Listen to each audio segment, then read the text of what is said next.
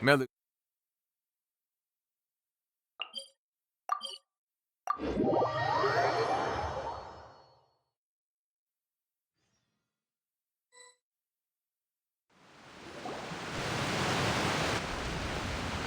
Hey, traveler, Paimon. Oh, Paimon knows that voice! Over here.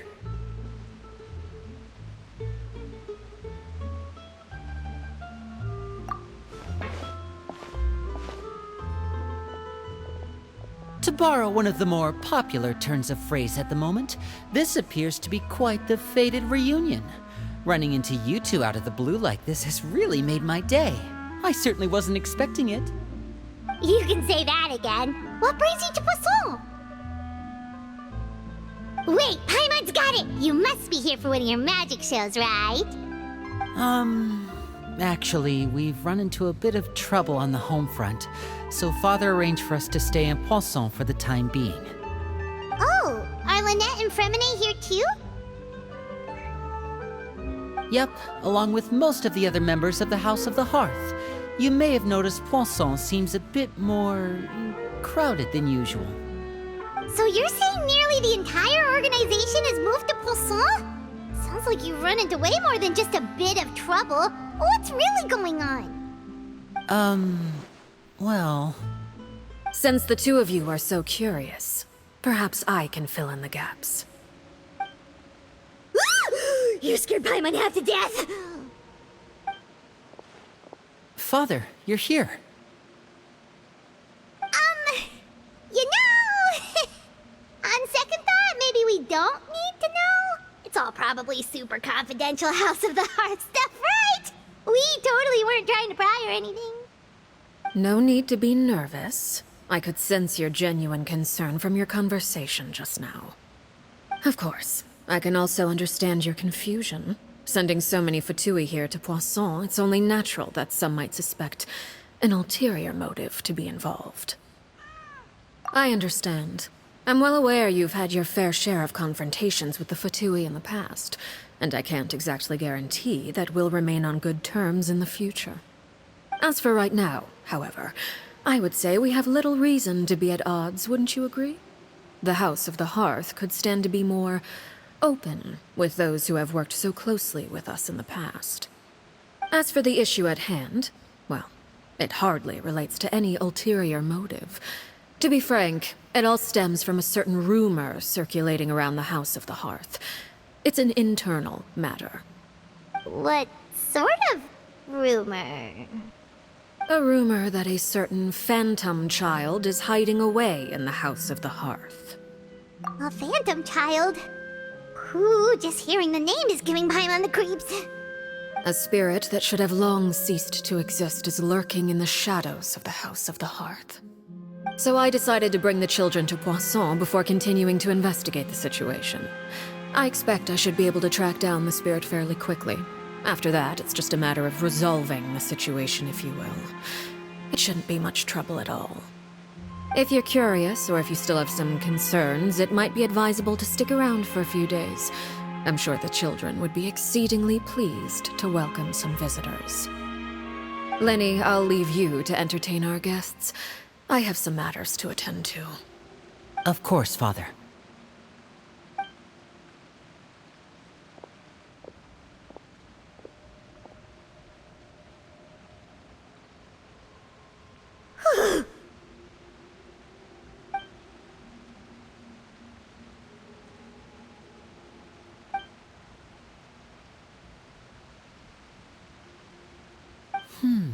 It has long been a dream of mine to invite you to our home and introduce you to my other siblings.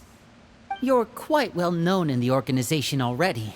A lot of people have been talking about you, especially after everything with the prophecy. If you're willing, why don't you stay a while and have a little chat with us? Alright. We don't have anything else to do right now anyway. But let's be clear, we're just gonna be there as guests, okay? Don't get any funny... Oh, wait a second. For your guests, that probably means we'll be treated to lots of yummy food, right? Of course. During our stay in Poisson, we've been helping out the locals with some fishing. We bring in quite the bounty every day. In fact, today's the perfect chance for me to show you what I can do in the kitchen. Let's go. I'll take you to where we're staying.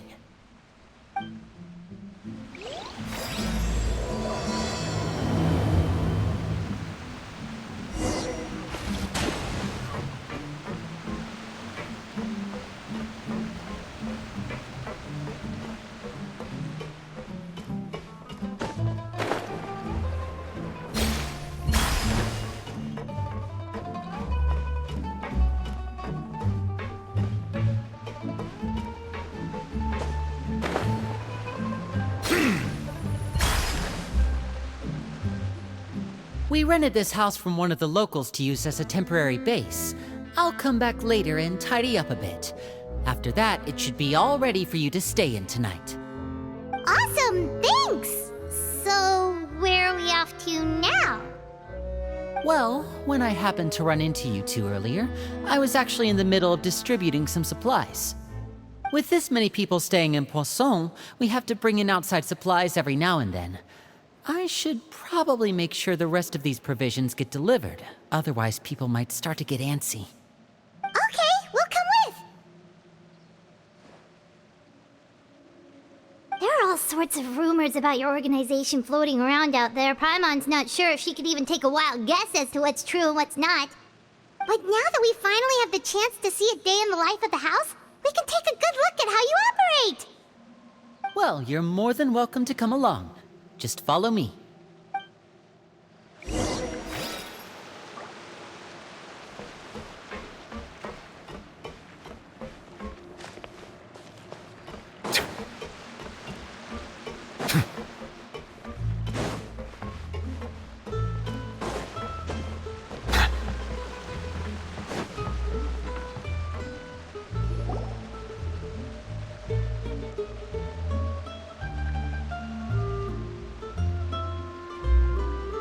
Linny! We're finally here. The supplies. I'm assuming you've... Brought them with me? Yep, here you go. Hello? Something caught your eye? It's the Traveler in Paimon! No way! Come here, everyone! Hurry! The Traveler and Paimon are here!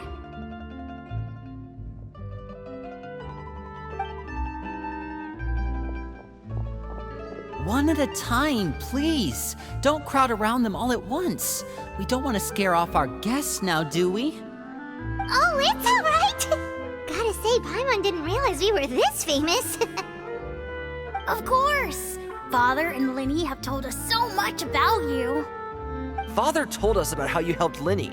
According to her, you're a trustworthy friend. And as far as she's concerned, that's pretty much the highest compliment we've ever heard her give. As you can imagine, everyone's been very curious about you. I heard the Traveler is so strong that she can move a mountain with her bare hands.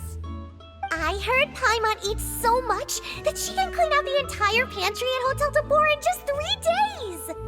Wait a second! That's the rumor you heard about Paimon? Oh, not cool at all!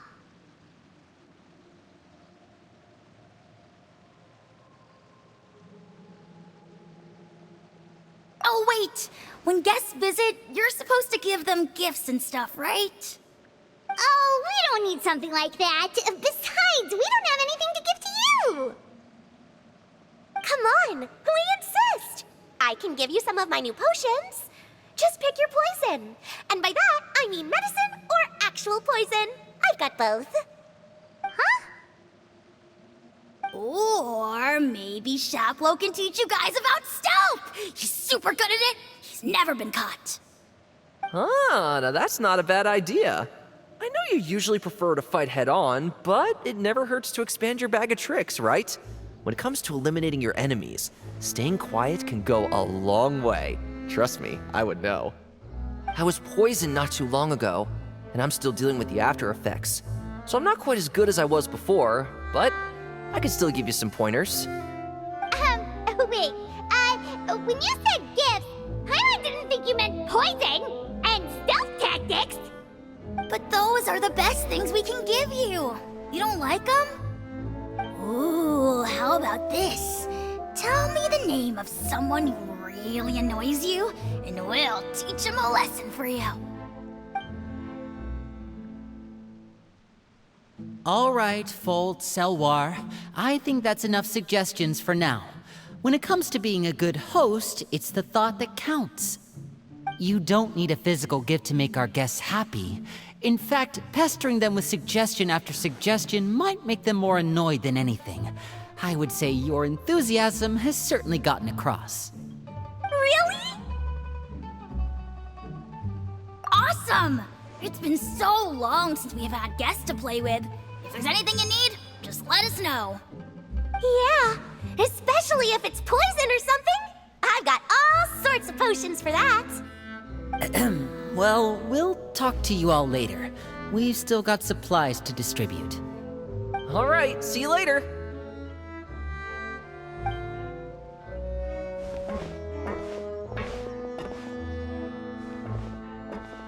Bye!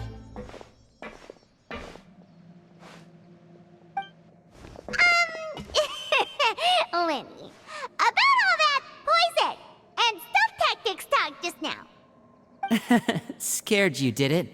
That kind of talk comes with being part of the House of the Hearth.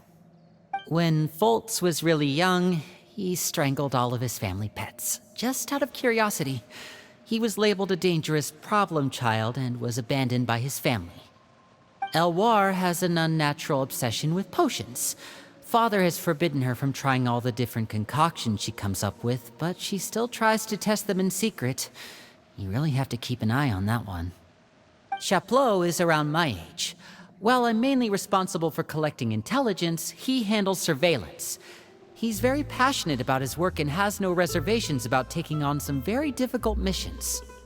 I know you two probably aren't used to that kind of talk, but I can promise you they only had the best of intentions. Things like stealth tactics and developing different poisons, they really mean a lot to them. They were just trying to share the best of what they could offer, that's all.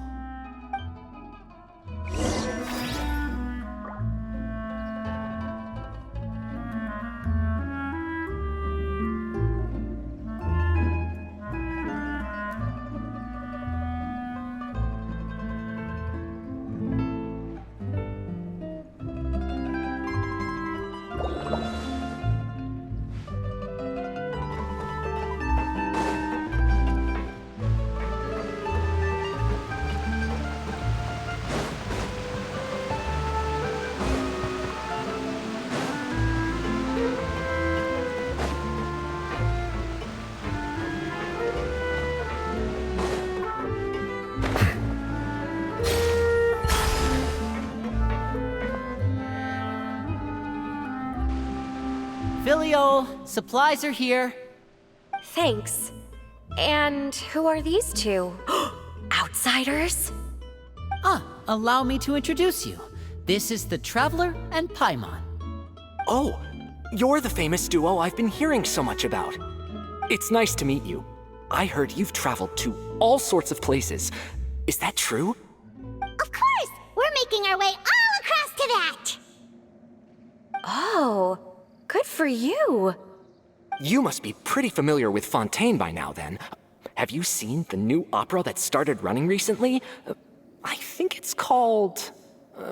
The 4,000 Thieves? Oh, this is the first we've heard of it. It seems like it's going to be fantastic. From what I've been able to tell from the posters, anyway.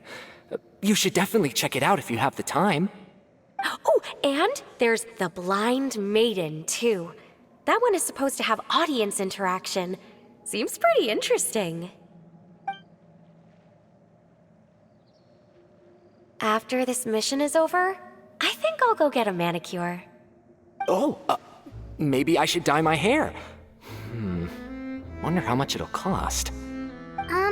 Is it just Paimon, or do these two seem much easier to get along with than the others? Looks like the House of the Hearth has some normal members after all. I heard that.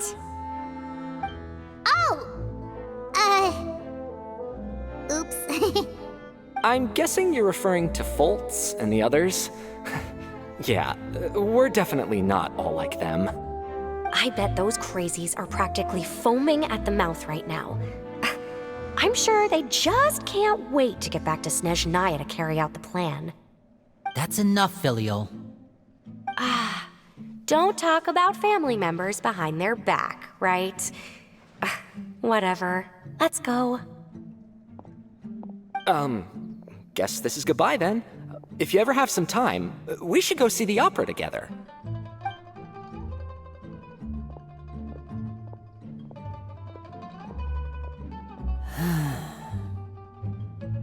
Well, that's it for the supplies. We should probably head back as well.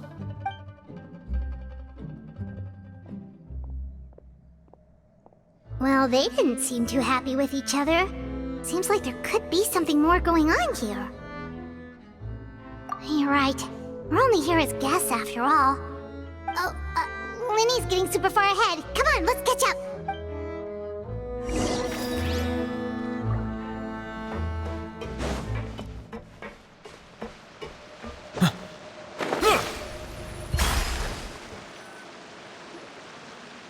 So, what do you think of the members you've met so far? Well, Father is always encouraging us to be strong-willed and independent. So if there's one thing we've got, it's people who aren't afraid to speak their mind. Well, I should probably get cooking. Wanna join? Of course! Then let's head out and... Fremine? What are you doing here? Well, Fremine! Nice to see you again! you too. I heard you're here as guests of House of the Hearth. Welcome. We were just going to make some food. Why don't you come along? I could use some help in the kitchen, and I seem to remember you mentioning you wanted to make seafood soup for the Traveler and Paimon. Seafood soup? Oh, Paimon's drooling already. Were you looking for something just now, Fremine? Maybe I can help. It's nothing. I just wanted to see if there were any extra supplies. Yeah, we've got some left over. What do you need? Some food and water, and some clean cloth, if possible. No problem. Give me a second here. Food, water... Wait a minute. What do you need all of those for? You're not on any missions as far as I'm aware, and you were just going to come eat with us. So what's this all about? I thought I'd grab an extra portion because I get hungry at night. Could be because I'm growing, you know? And... Fremine, you remember what I told you? You're not like me. Your lying skills still need some work. Tell me what's going on. Is it really bad enough that you have to keep it from your own brother?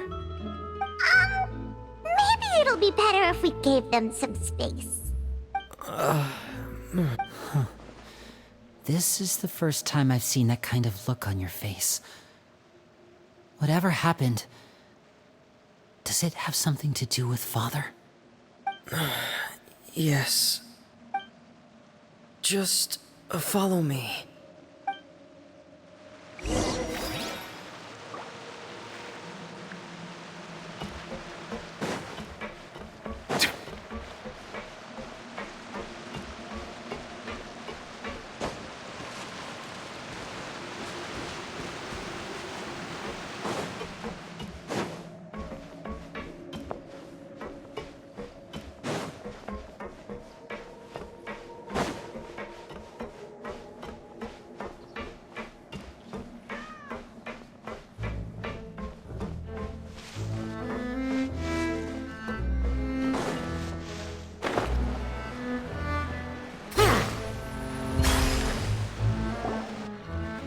You're back! Oh, and you've brought some friends with you this time. Hello, my name's Linny. I grew up in the House of the Hearth. And you are? Hi, Linny. I'm also a child of the House of the Hearth, just like you. You can call me Clairvy. Clairvy? It's nice to meet you. Does that name ring any bells, Linny? No, not at all. That's not a name we have on our roster, I'm sure of it. What I'm not sure of, though, is how she managed to sneak in. She must be the phantom child Father's been searching for. From the looks of it, I'm guessing you were the one that found her, Fremine. You, haven't told Father, have you? No, I haven't told anyone. I've just been keeping her hidden. For how long? About half a month now. So ever since we got to Poisson, then, do you have any idea what you're doing? I know what I'm doing. Really? Because from where I'm standing, it looks like you're hiding the very person Father has been trying to find. If Father finds out about this, everyone involved is going to be punished.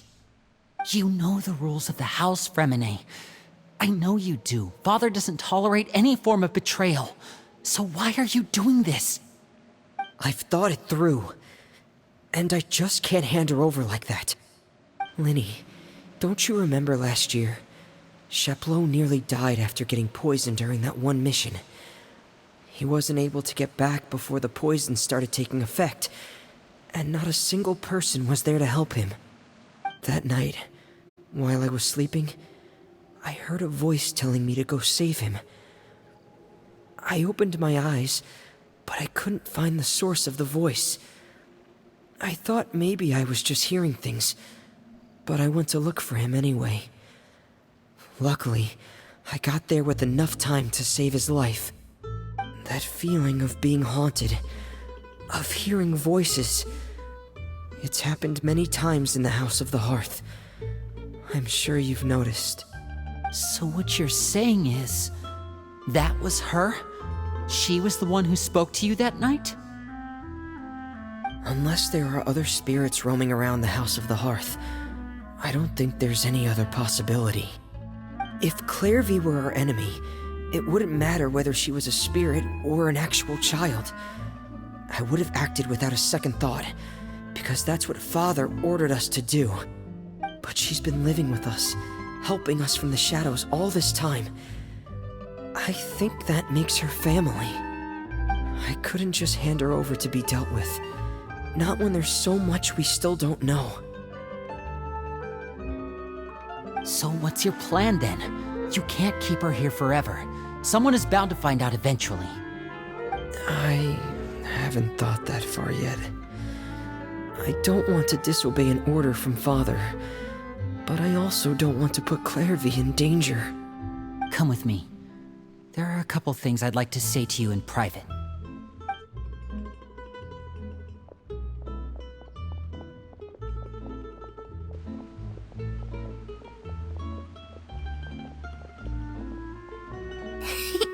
Those two sure care a lot about each other.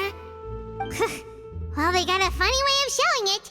From where Paimon was floating, it sure seemed like they were about to bite each other's heads off. No way! They have a really deep bond. I could tell right away, 'cause I also have a friend like that. I just don't know how long that kind of bond can last. The darkness in the house runs deeper than you can imagine. No one can get out alive. I'm sorry, Linny. I really didn't mean to drag anyone else into this. Oh, really? You didn't mean to? 'Cause I, for one, wish you did. Huh? What do you mean? You know, when we were younger, you didn't call me Linny. You called me brother, just like Lynette. We grew up together, the three of us. We were all orphans, all rescued by father. Of all the siblings in the House of the Hearth, I think our bond was the closest. Later on, when you started calling me Linny, I wasn't actually surprised. After all, Lynette and I are related by blood. We've had to depend on each other to survive long before we joined the house. Linny, The darkest and most difficult moments of my life happened before you and I had ever met. I'm sure that's true for you as well. Even so, Fremine, we've stood by each other for all these years now, and to me, that means more than blood. You and Lynette are the most important people in my life. No one can replace you. So I won't let you face anything alone. Not if I can help it.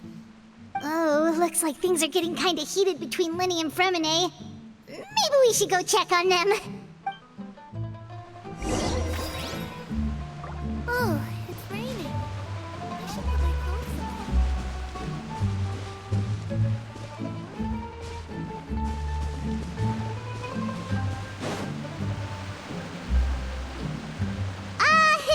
Hey, you two! Hope we aren't interrupting anything. Like a fight, or... Oh, wait a minute, Fremine. You're not crying, are you? Is everything alright? everything's fine. Thanks for asking. Well, we're all friends here, right? We've been through so much together, so if there's anything we can do to help, just say the word. It's just a small family dispute. It's not something our guests should trouble themselves with. In fact, it might be better if your stay ended here. What are you getting at, Traveler? When guests are around, families are often on their best behavior. And any disputes are less likely to escalate. That's what you're trying to say, isn't it? I just... Thank you. I was really hoping to keep you out of it.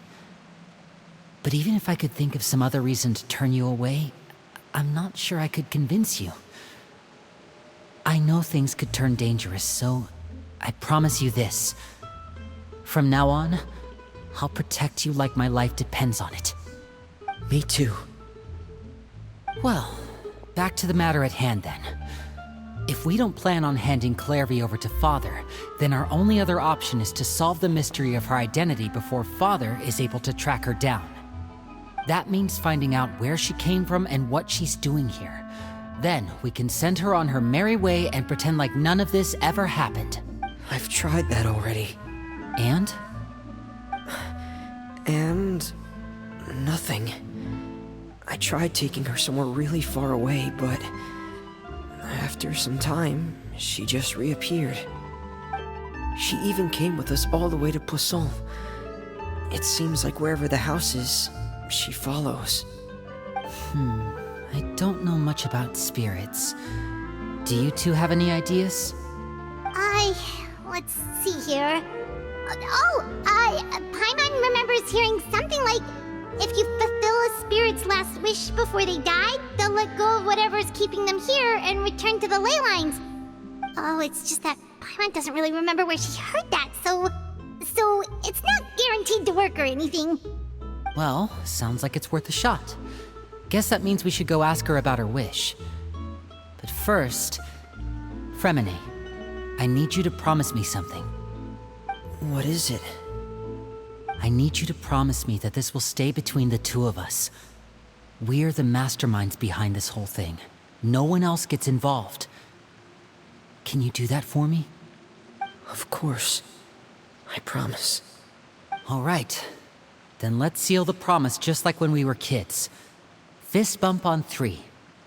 Ready? 1, 2, 3. I swear.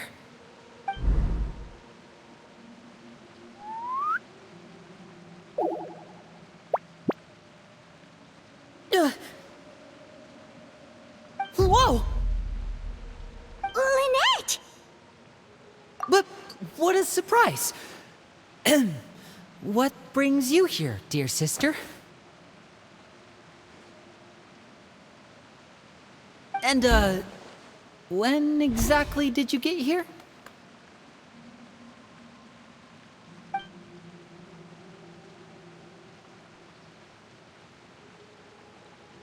You're an idiot, brother.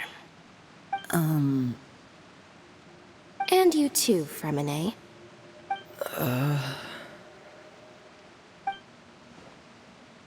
You 3, Traveler. And you 4, Paimon. Wait, what did we do? I've seen Clairvy around the House of the Hearth before. I hadn't seen her in Poisson, so I figured she must not have come with us. But it turns out, you were just hiding her. I heard you talking about your plan. Rather than steering clear of the situation, I'd rather fully join in.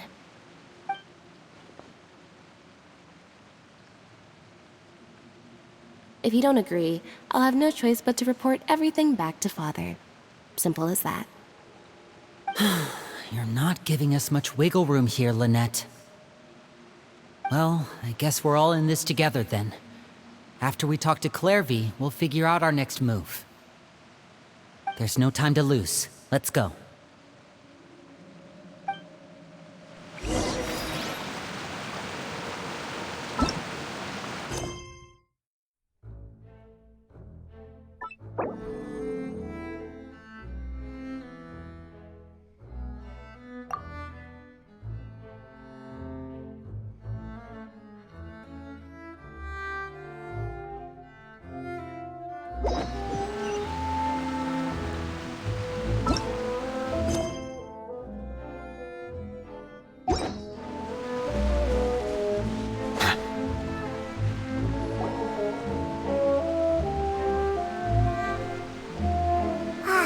I'm full.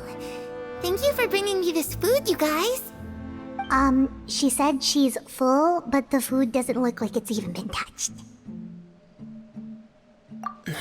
That's right. Based on what I've been able to observe, it doesn't seem like Clairvy can interact with the physical world at all. Still, when she's presented with food, she'll always linger around it for a good little while. Maybe, in her mind, she really is eating those things. Does she know that she has already passed away? I've tried to ask her, but she didn't answer. My guess is that she's just as confused as we are. Or maybe she couldn't understand the question at all.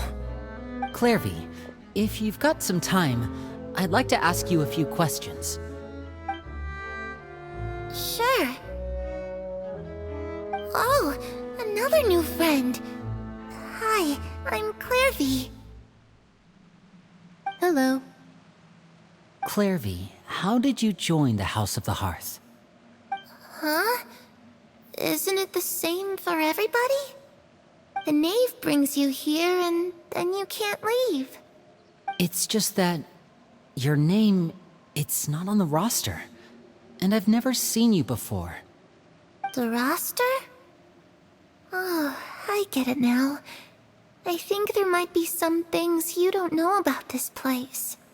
The people in charge, they're not as nice as they look. They say they keep a roster, but it's not complete. There are a lot of people who aren't on it, and never will be. In this house, some people are family, and other people are just test subjects. Those kinds of people aren't ever going to get a place on the roster. Unless it's the roster of people who've been executed. Wait, does that mean the knave... She... Is there anyone that can vouch for you? Perry. She's my best friend. She's the only one I trust in this place. Have either of you heard of that name before? No. Me neither. Clairvy, Perry. Neither of those names are on the roster. But it seems like she's telling the truth. Either that, or this kid's already got a bag of tricks bigger than mine. Maybe we should try a different approach. Clairvy, do you have a wish? A wish? It can be anything you want. Just imagine. It's your birthday, you're blowing out the candles, and your wish is...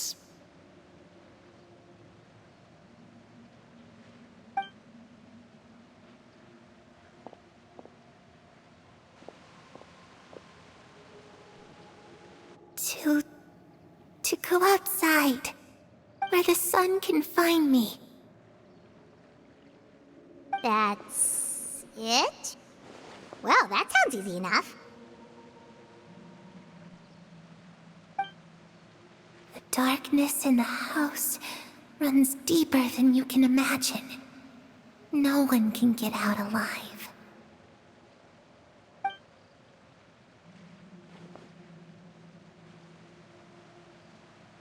Okay, time to divide and conquer. Listen up, I've got a plan. I'll try and find a way to use basic illusory magic to take Clairvy outside and bring her somewhere with sunlight. Lynette, try and find the list of executions that Clairvy was talking about, and see if her name is on it. Fremine, you stay in Poisson. We can't be the only ones who've had run-ins with Clairvy. I need you to collect intel on everything she's said and done. Understood. I'll try my best. What about us? What should we do? I really appreciate your willingness to help, but this is a family matter. I don't want to drag you in too deep. It's too risky. Let me think. Since Father considers you to be guests, maybe you could stick by her side for a little while. You don't need to do anything except keep up some nice, casual conversation. Ah, Paimon gets it. You want us to distract her. I'll give you a magic bird. If Father suspects something, all you need to do is release it when she's not looking, and it'll alert me that something's wrong. Of course, that's only as a last resort. If Father doesn't seem to notice us, there's no need to make contact.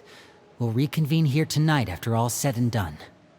If the worst-case scenario happens and we're discovered, just tell Father everything. We're not going to let our guests get punished for our own actions. That's where we draw the line. You too.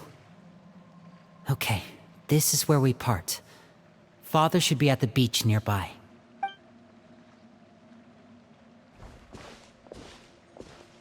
I really hope this goes well. No, it has to go well. That's the only way this can get resolved.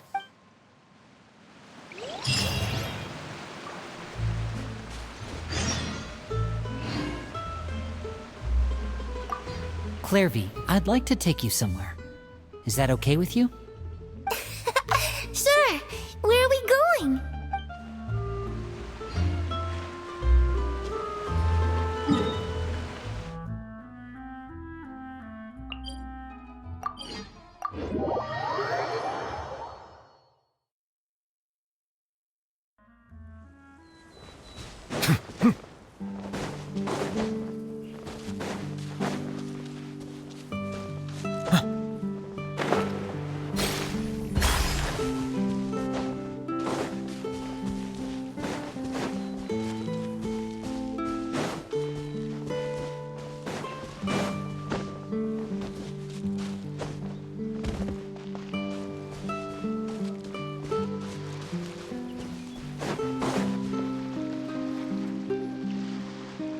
It's the knave!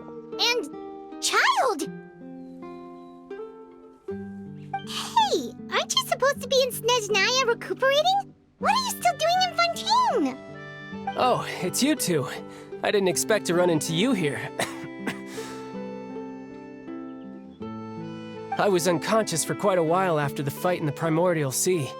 After I woke up, I realized I was being taken back to Snezhnaya, and well, I couldn't have that now, could I? Not when I've still got unfinished business here in Fontaine. So, I mustered up all my strength and made the journey back on my own. What sort of unfinished business are we talking here? It has to do with Skirk, my master. I really wanted to meet up with her, but by the time I got back, she had already left. I still have so many questions for her. Without any other leads, all I could do was ask the knave to help me track her down. She must have left behind some traces from her time in Fontaine. Oh, okay, so have you found any clues? Unfortunately, no.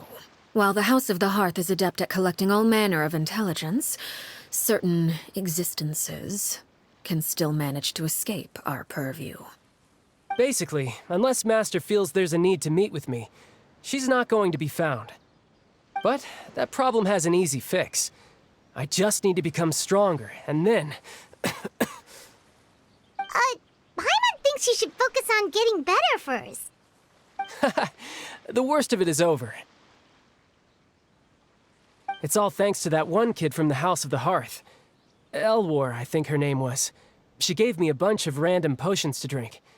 They didn't go down easy, let me tell you. Pain and chills all over. But they really did help speed up my recovery. And that's good, because it looks like I really do have to head back this time. The old man's been putting the pressure on me. He sent someone to tell me I'm needed for some sort of project. Project Stuja? Yeah, that's the one. I heard Regrator's involved too. I'm not looking forward to having to listen to all his monologuing, that's for sure. Hey, maybe you could think of a way for me to stay in Fontaine for a little longer. Helping Linny and the others brush up on their fighting skills would be far more interesting. If you and I could spar, that would be even better. I've been waiting for a chance to see you go all out. And what a sweet little daydream that is. But I also have a role to play in all this. I'll be leaving Fontaine shortly as well. Besides, considering how little they see fit to step outside the homeland, being called on to return to Snezhnaya by such illustrious dignitaries, what a great honor. Wouldn't you agree? One I could do without, I'd say. Is it just Paimon? Or does it kind of seem like they're... So, dear guests of the House of the Hearth, to what do I owe the visit? Well, we just... Right! We're super close to Linny and the others, but we still don't know much about you! Is that so? Introductions have already been made, have they not? Oh, well, you see? There's only so much you can learn about someone from a short introduction. At least tell us something a little extra, like... Why do you call yourself father? Huh, good question. I'd also like to know. The fact that you have to ask tells me our intelligence work has been quite successful. Telling you the answer to that question would only serve to undermine that success. And we can't have that, now can we?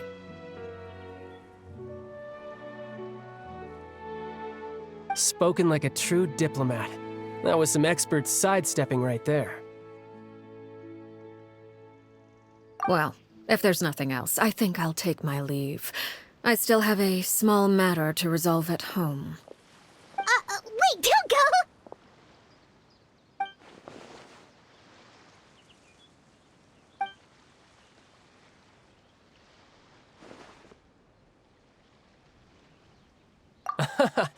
I'd also like to hear the answer to this.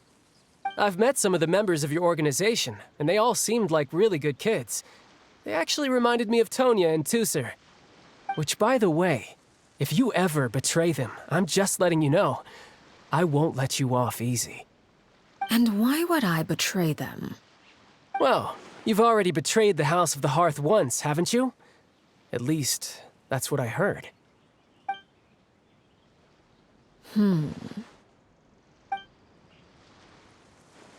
Okay, I admit.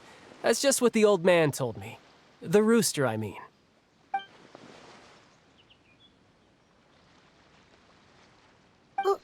Wait, did you really do something bad to those kids? Never mind what I've done. I'm more curious as to what the mighty rooster had to say. Care to enlighten me? Ah, well, nothing much. Just some stuff about you taking out many other members of the House of the Hearth, and even going so far to attack your own family. I see. Oh, based on your reaction, I'm guessing it's all a bunch of lies. Hardly. I don't appreciate his particular turns of phrase, but I suppose he didn't say anything untrue. Although, it would be more accurate to say that there is a certain level of prejudice involved, but I don't intend to clear that up just yet. Prejudice has a funny way of concealing the real truth behind certain things, an attribute that I find to be quite advantageous. Call yourself a Fontainian, for example, and people will assume all sorts of things, when the real truth is that this is simply the land where I was raised. Huh? You're not actually from Fontaine? But then why did you try to help out with the prophecy and everything? I was trying to protect the children born in Fontaine. Claiming that I myself was a Fontainian simply made it easier to operate. People would hardly suspect a fellow Fontainian of having any ulterior motives. Who wouldn't want to save their homeland after all? The primordial sea wouldn't have any effect on me, but it would have caused great harm to the House of the Hearth. Well, you wanted extra information, didn't you? There you go. I hope that satisfied your curiosity.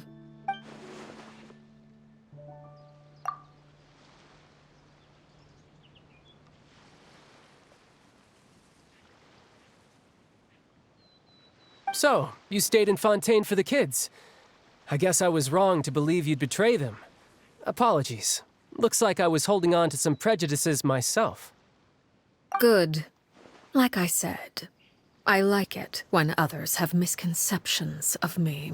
Actually, while I was recuperating at the House of the Hearth, there was something else that really caught my attention. I heard that members always resolve disputes and arguments with a friendly spar, and the loser has to back down. Seems pretty cool if you ask me. Would also give them plenty of opportunities to hone their skills. Well, that's only a recent development. In the past, such spars weren't nearly so friendly. The losing party would lose everything, including their life. They were that high stakes? Whew, at least that's not a thing anymore. Well, the current atmosphere's not half bad. I'm a bit jealous, actually. You've got so many family members around you, and you even get to live with them. Having a lot of family around means dealing with a considerable amount of bickering and scheming. Once Tonya and Tusser enter their rebellious phase, I'm sure you'll understand. Just imagine. Tusser becomes obsessed with plucking out strands from the rooster's mustache, or Tonya decides to dye her hair 42 different colors. Okay. I get the picture.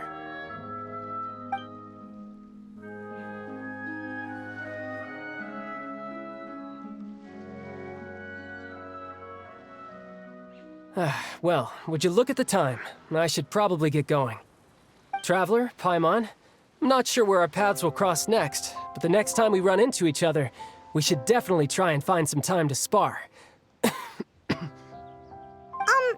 maybe this is a conversation we can have when you look less like you're gonna keel over. All right. Well, thanks for everything, Arlecchino. No thanks necessary. You also played a part in obtaining the Gnosis. I would say we can call ourselves even. I like the sound of that.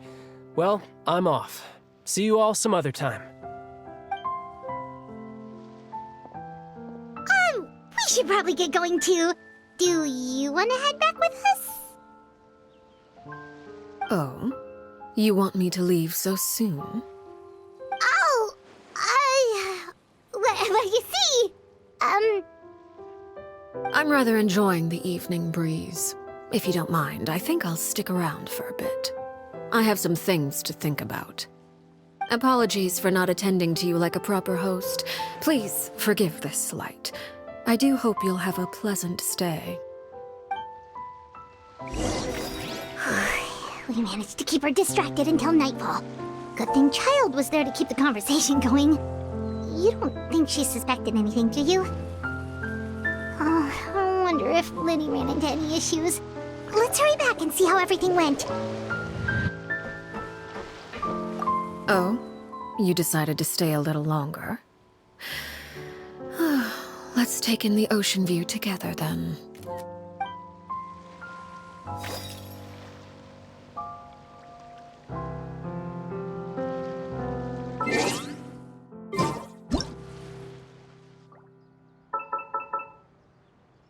Water comes in many flavors to the discerning palate.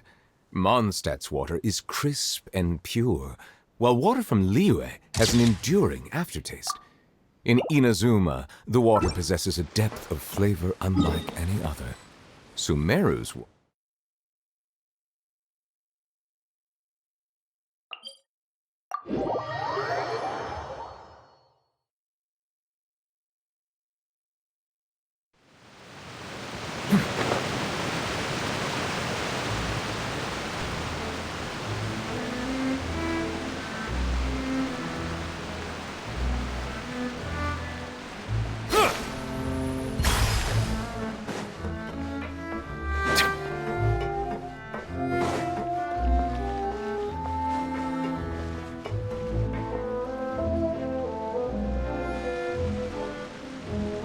Lenny, how did everything go?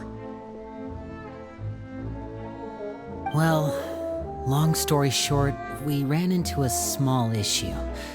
Clairvy can't go into the sunlight. Everything was fine at first. She followed me up to the surface just like I told her.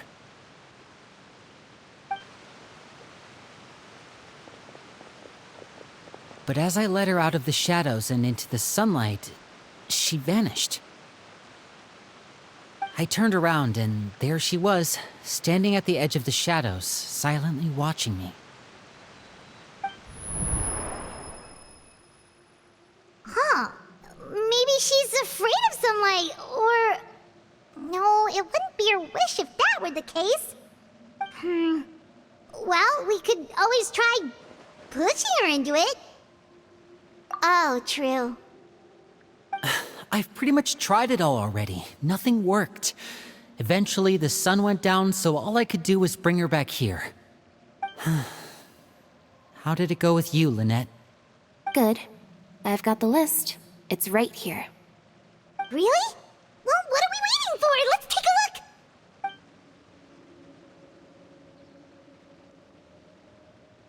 Oh, that's a lot of pages.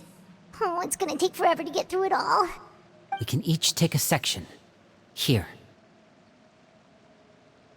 La Pouillade, Landois, Chambel, Horaire.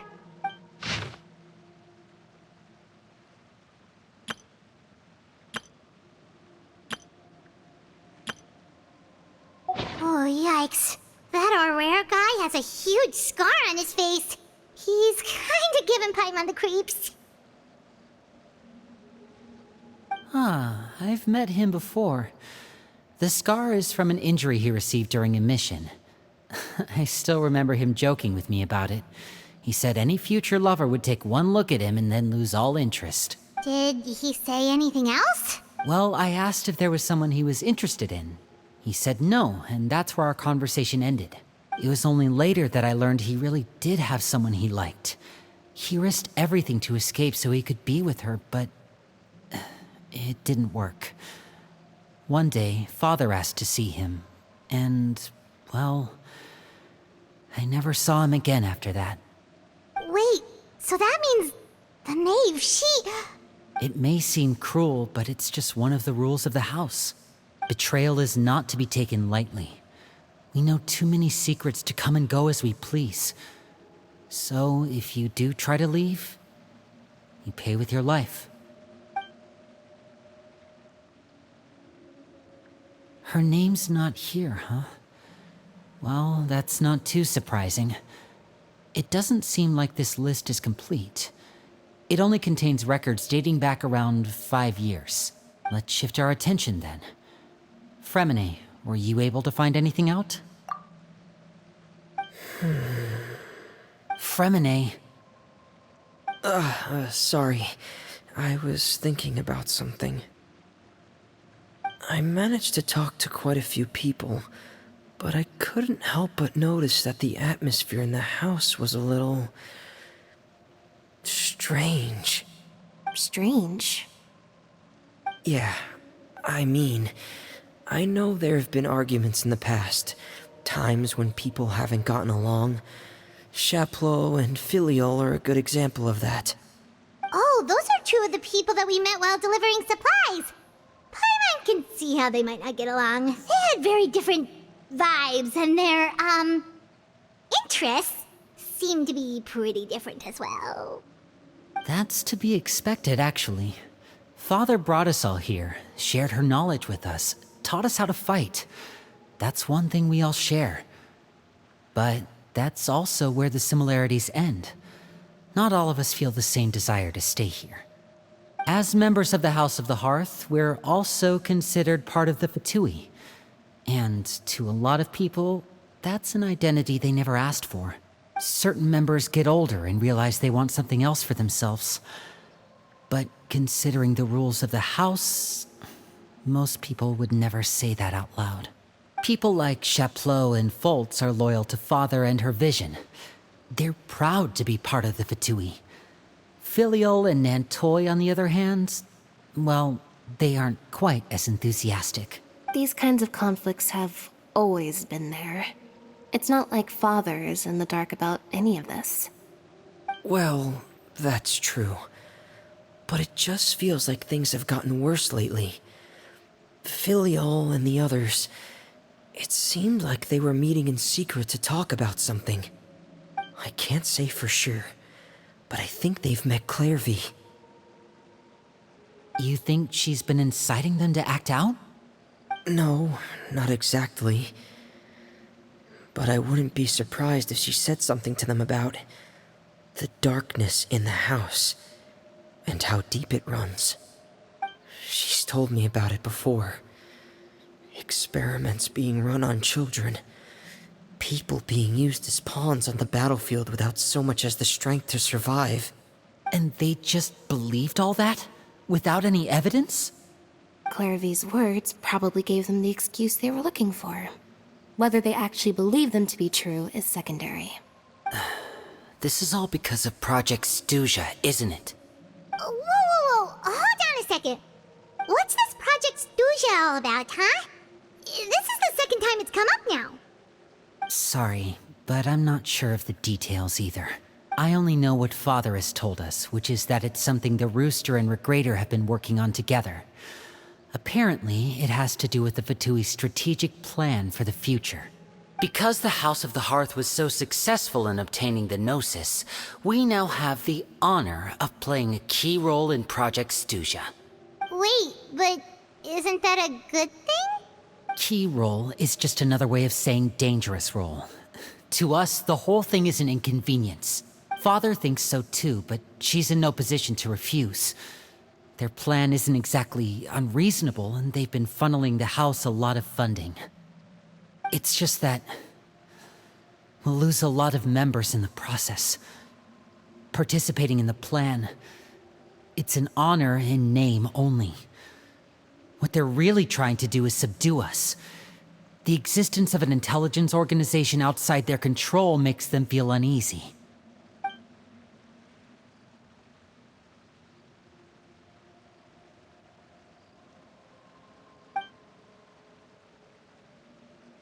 Okay, super complicated top secret Fatui business aside, what does all of this have to do with the conflicts you were talking about earlier? Paimon doesn't get the connection. External pressure has a way of exacerbating internal strife. You can't overlook the power of fear either.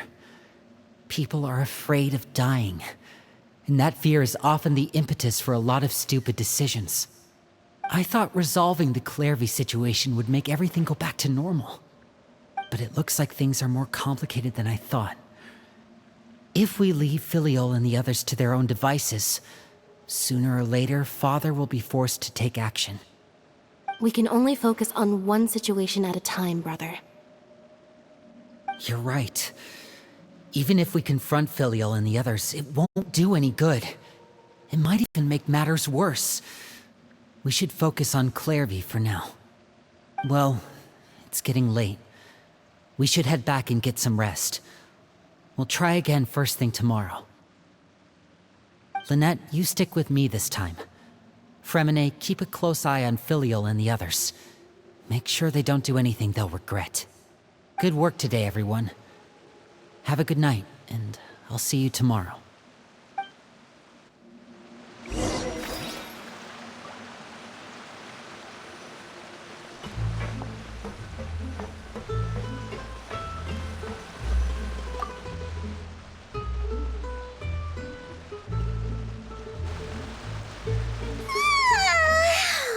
I'm always looking forward to an early night, but she can't sleep at all.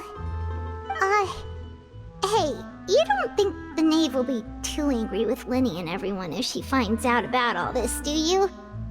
She's even scary when she smiles. If she were to actually get angry... Ooh, you have to protect Paimon if that happens, okay, Traveler?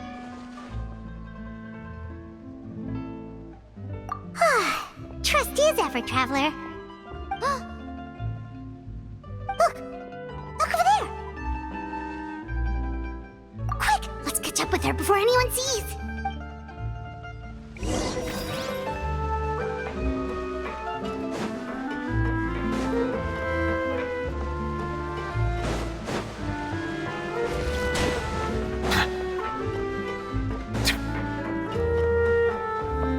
Over there!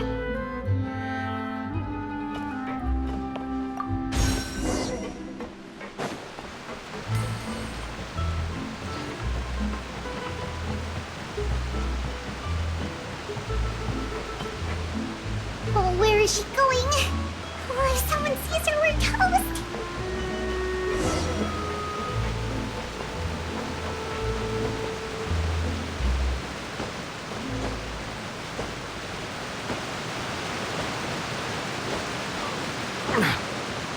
Oh, look! She stopped!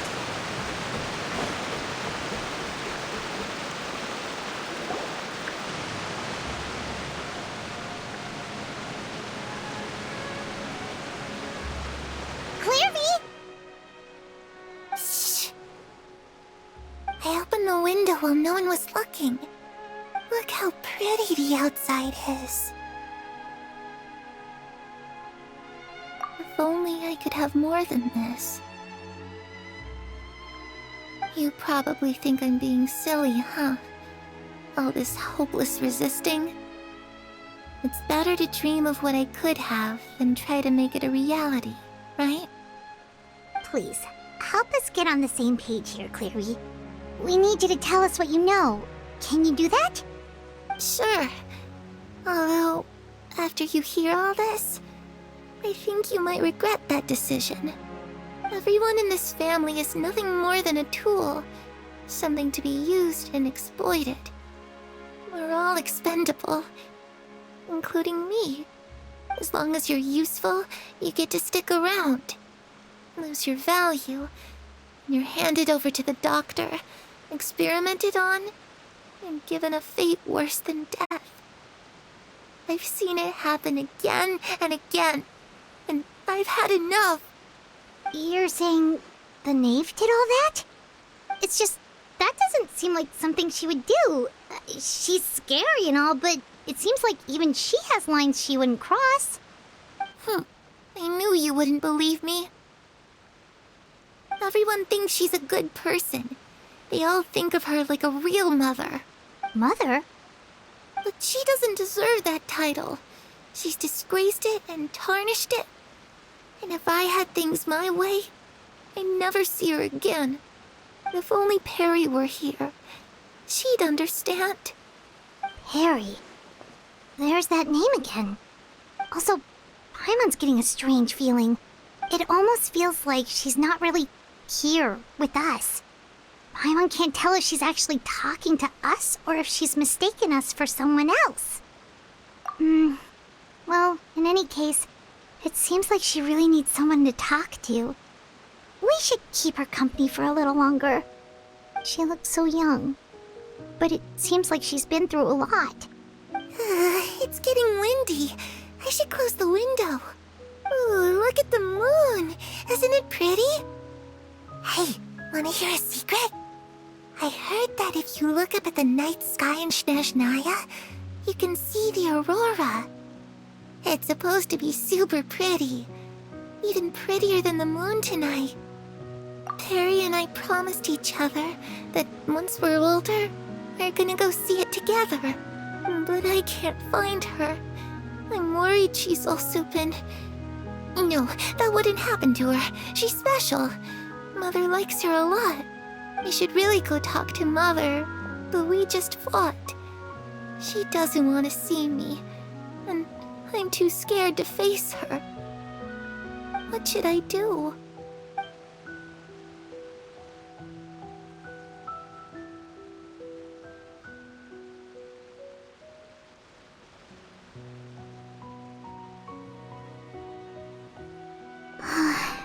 Paimon really doesn't understand what's going on with her. Well, let's head back. We've got an early morning tomorrow.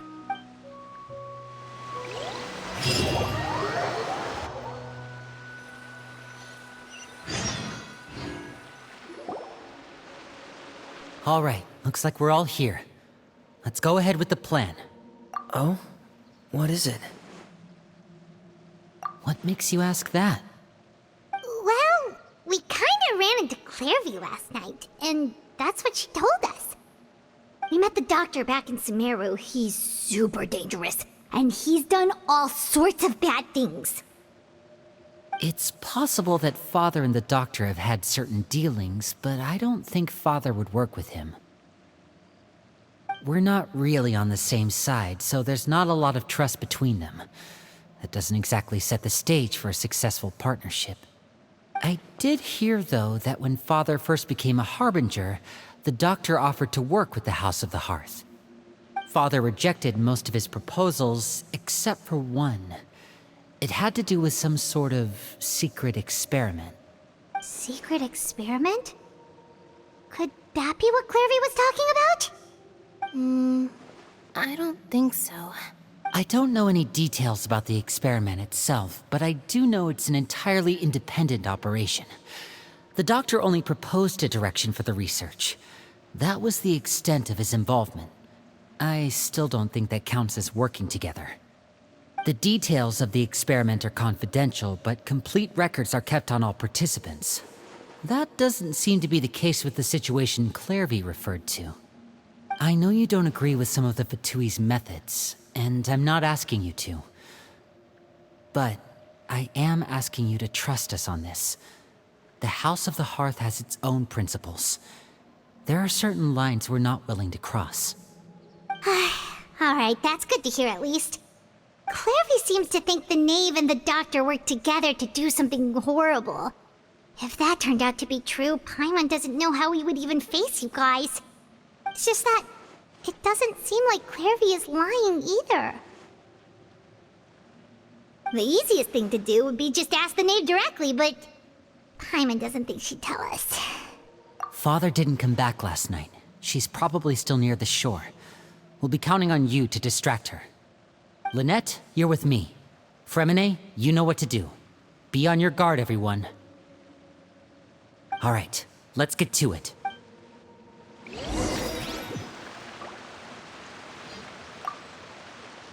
Where are we going today? Let's try somewhere further away this time.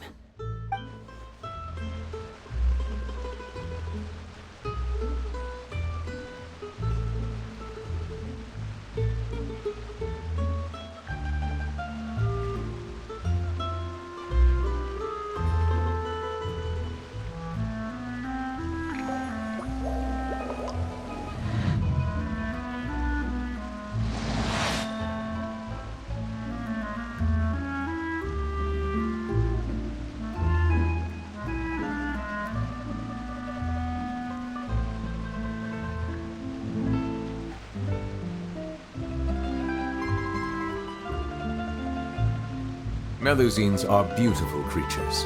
They are the pride of Fontaine. Be sure to befriend them and cause them no harm.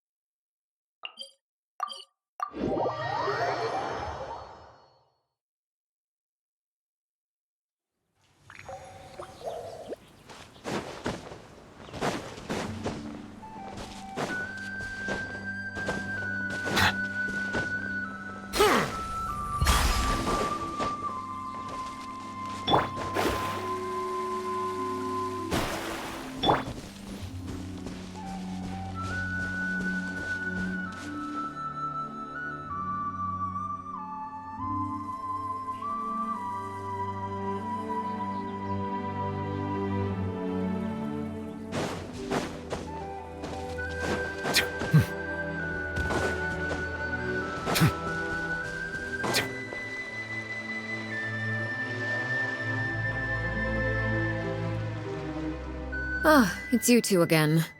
I must say, you look a bit pale. Did you have trouble sleeping last night? A little. Perhaps if you had less on your mind, you'd be able to absolve yourself of such troubles.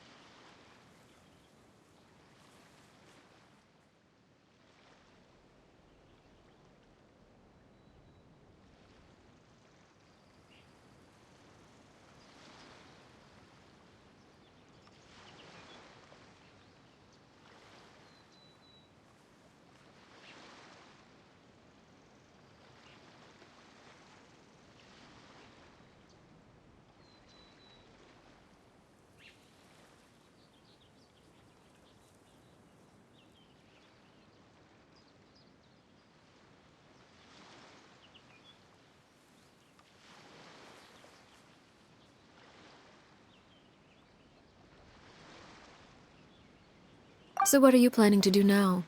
Catch up on some sleep?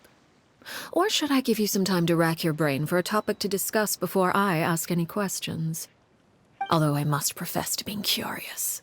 Without child here, how do you plan on distracting me? Us? Distract you? Good one. But no, we were just here for a chat. Looks like you could have used some extra time to think. No matter. If you don't have any other plans, why don't you accompany me somewhere?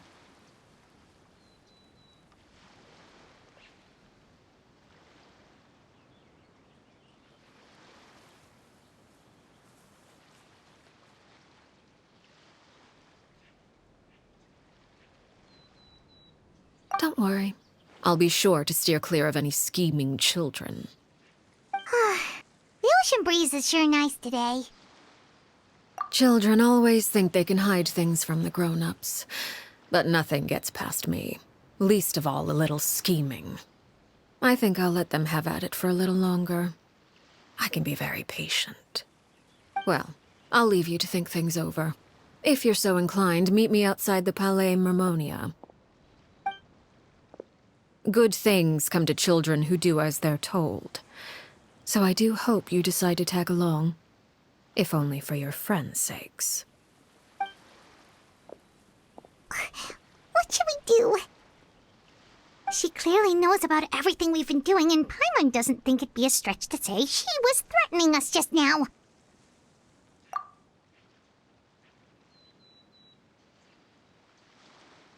Oh, good idea. Hopefully he sees it in time. Well, we should probably head to the Palais Mermonia. Paimon doesn't want to find out what happens if we don't show up. Based on what the knave was saying just now, it sure didn't seem like it'd be anything good. Okay, then we probably shouldn't keep her waiting. It seems like Linny and the others are on thin ice, so let's do our best to not get them in any more trouble.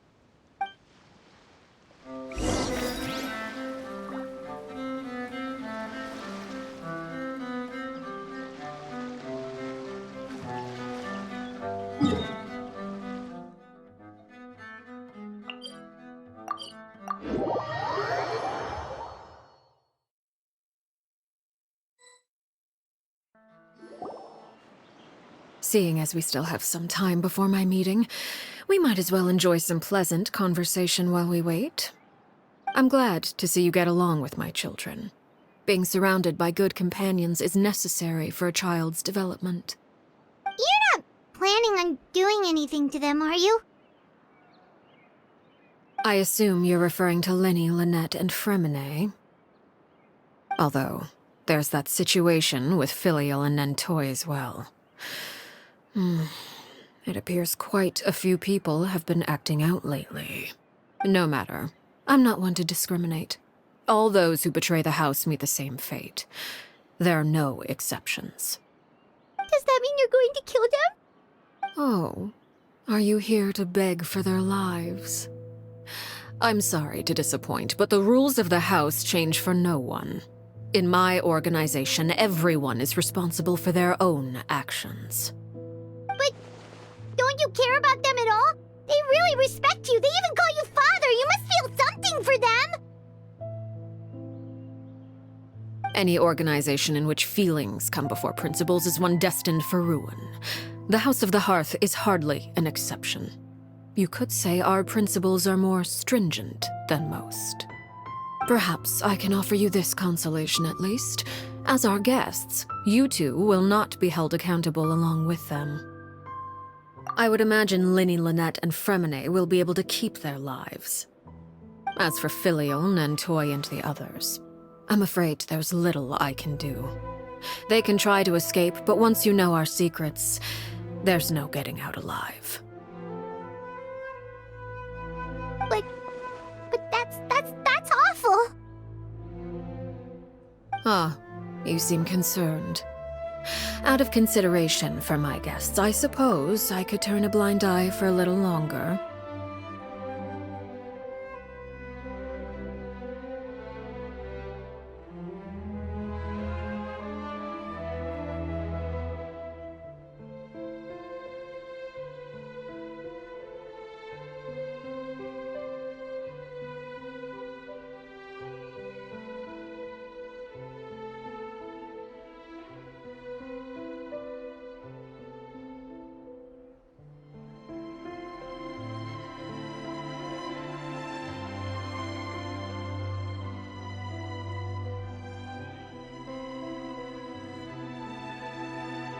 If Linny and the others manage to dispose of Clairvy in the meantime, all evidence of their wrongdoing will be lost. In that case, I could hardly punish them for something I couldn't prove. If their efforts are unsuccessful, on the other hand, all will be held accountable, and the punishment will be severe. Of course. Oh, and here, I believe this belongs to you. Do try and keep better track of it next time. It takes a considerable amount of time to train a bird like this. It would be such a pity if you were to lose it. Permanently. Wait, where did you get that? Well, I'm afraid that's all the time we have to chat. Now, for the matter at hand. I asked you to meet me here because I have business at the Palais Mermonia. It has nothing to do with you, but I think it would be prudent for you to stick by my side for the time being. There will always be time later to run off and tell Linny what you've learned. Well, time to go. Looks like we wrapped things up just in time.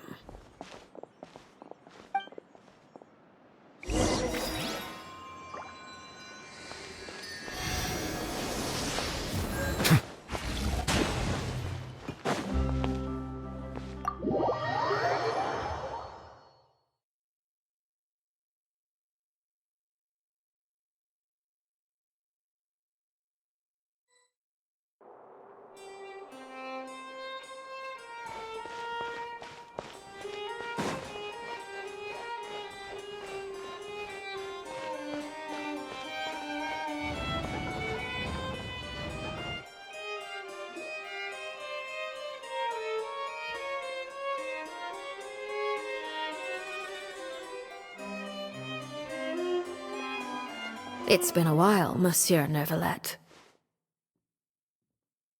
I must say, I wasn't expecting my meeting request to be approved quite so quickly. The Palais Mermonia operates with an efficiency worthy of admiration. It is only right that an esteemed diplomat such as yourself should be afforded the proper level of respect. Although, if I may speak plainly, I must confess that I did not anticipate we would have the occasion to meet again after presenting you with the Gnosis. I see you've brought the Traveler and Paimon with you as well. If I may inquire as to the purpose of your visit. I'll be departing Fontaine shortly. There is, however, an outstanding matter that I would like to see resolved before I go. It requires a rather lengthy explanation, I'm afraid. So I took the liberty of explaining everything in this proposal. Please review it at your leisure, Monsieur Neuvillette.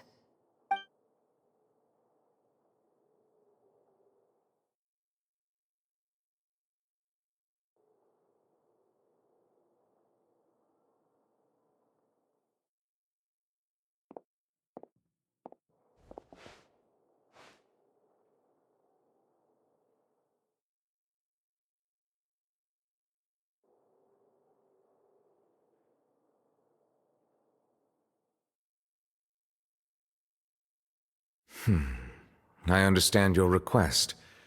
However, at the risk of causing offense, I must admit that I fail to see why you would wish for such a thing. I heard you have a certain fondness for water tasting, Monsieur Neuvillette, so allow me to use water as an analogy. A family is like a large body of water with countless rivers flowing in and out. As someone who watches over this system, I would hope that each river that flows from the source will eventually reach the ocean. Of course, objectively speaking, I know this is impossible. Most of the rivers will dry up along the way, disappearing into the ground and leaving nothing but a barren riverbed behind. Not all rivers are destined to reach the ocean, but I would not see their existence rendered meaningless. I believe the water that flows within them is simply meant for a different destination, like a field in need of irrigation. Or perhaps the glass of a certain water-tasting enthusiast. Did you get any of that, Traveler? Your words paint an optimistic picture indeed. Allow me to remind you, however, few among us are willing to sip from a glass filled with tainted water. It may have been tainted at one point in time, but not to worry. I'll make sure it's strained of all impurities and returned to its cleanest form.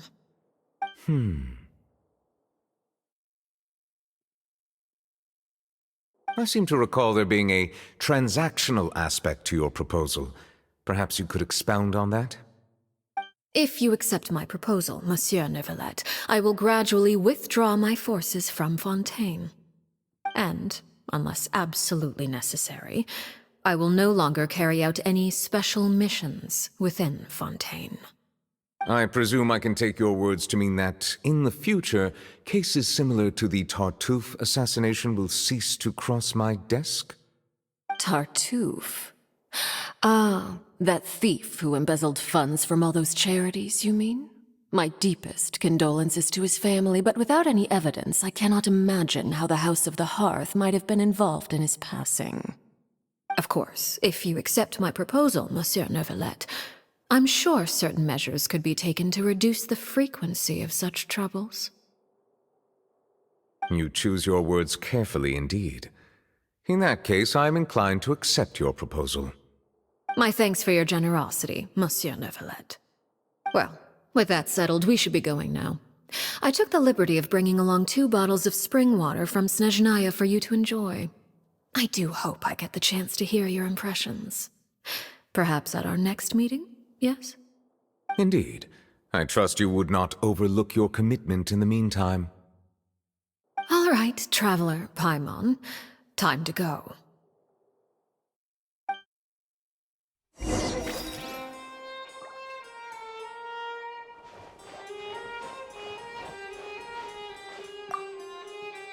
I believe I've told you before that my emotions easily resonate with those of others. Yet in the few meetings I've had with that Harbinger, I haven't been able to sense any aspect of her emotional state. Her mind is like a still body of water. Who knows what darkness lies in its depths, and the lack of ripples on the surface gives nothing away. It's unclear whether this is her natural state of being, or whether it's an incredible strength of will that gives her the ability to master her emotions. Either scenario, however, suggests she is a very dangerous individual. I do not expect an explanation as to why you two are by her side. Whatever your reasoning, I would only advise you to take caution.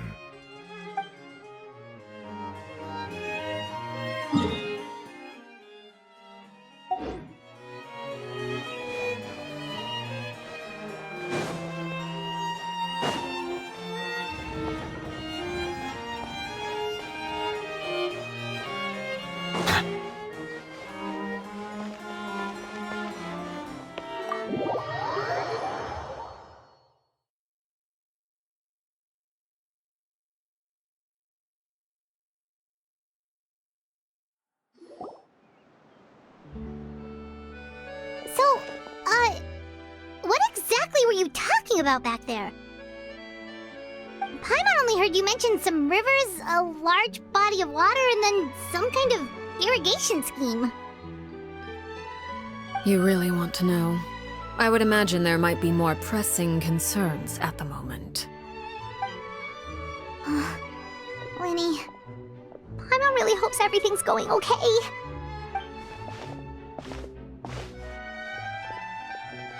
Oh, Paimon recognizes that look. You've got your tiki cap on, don't you, Traveler?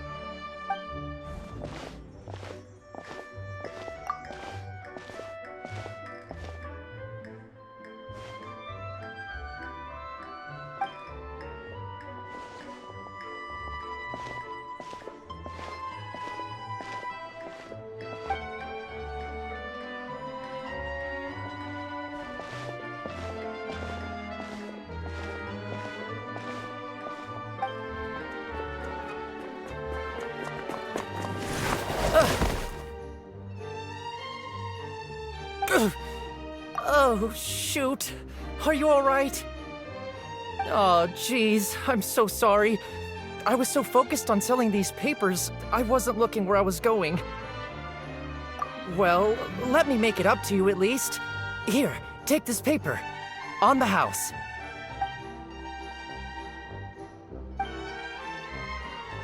Oh, you don't have to give us anything. Please, I want to. It's not like I'm short on supply. All the extras will be useless come tomorrow anyway. It's my fault, really. I was just trying to bring home some extra mora for the family, but I bit off more than I can chew. I haven't had many takers today, so I'm still swimming in papers. What's going on here? Nothing much. I just ran into your friend here on accident. I should probably get going, actually, so... Hold on. Of course, I'm happy to compensate you with Mora, it's just... I don't have any on me at the moment. I'll take 3 papers. Here. Your payment. Oh! Thank you for your patronage. May the Archons bless you with good fortune. If only I had the chance to run into such generous customers every day. I should probably just take on a smaller inventory though, right? I'm getting married soon, so sometimes it's hard to not get ahead of myself. Anyway, I should head out. Goodbye! Well, now that my affairs are settled, we should take the boat back to Poisson. We've even acquired some light reading to enjoy along the way. Actually, why don't we stick around for a little longer? Paimon just realized how hungry she is. She can't head back to Poisson on an empty stomach.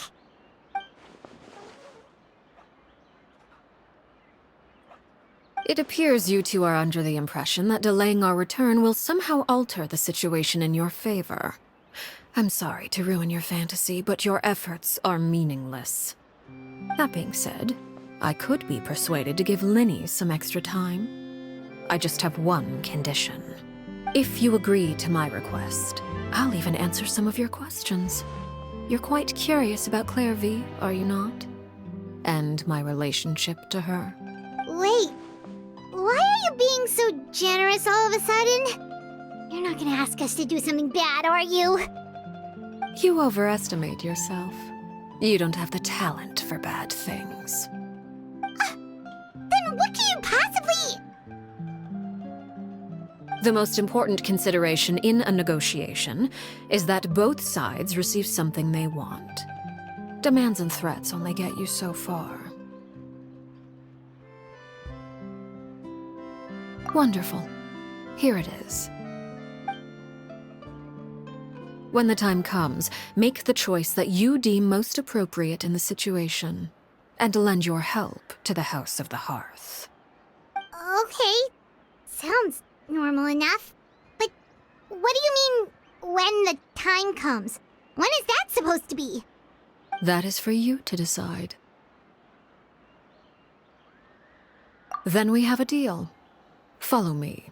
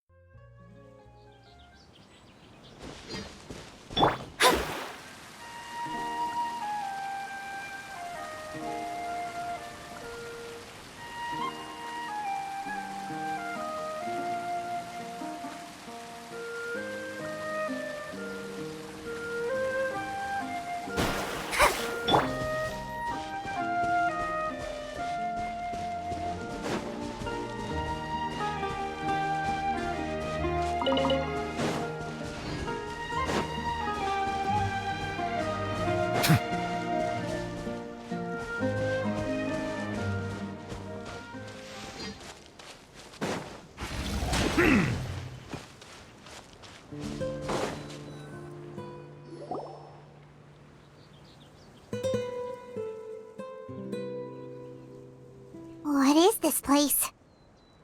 Somewhere long forgotten by everyone. It used to be a grand building. Now it's nothing more than a pile of rubble.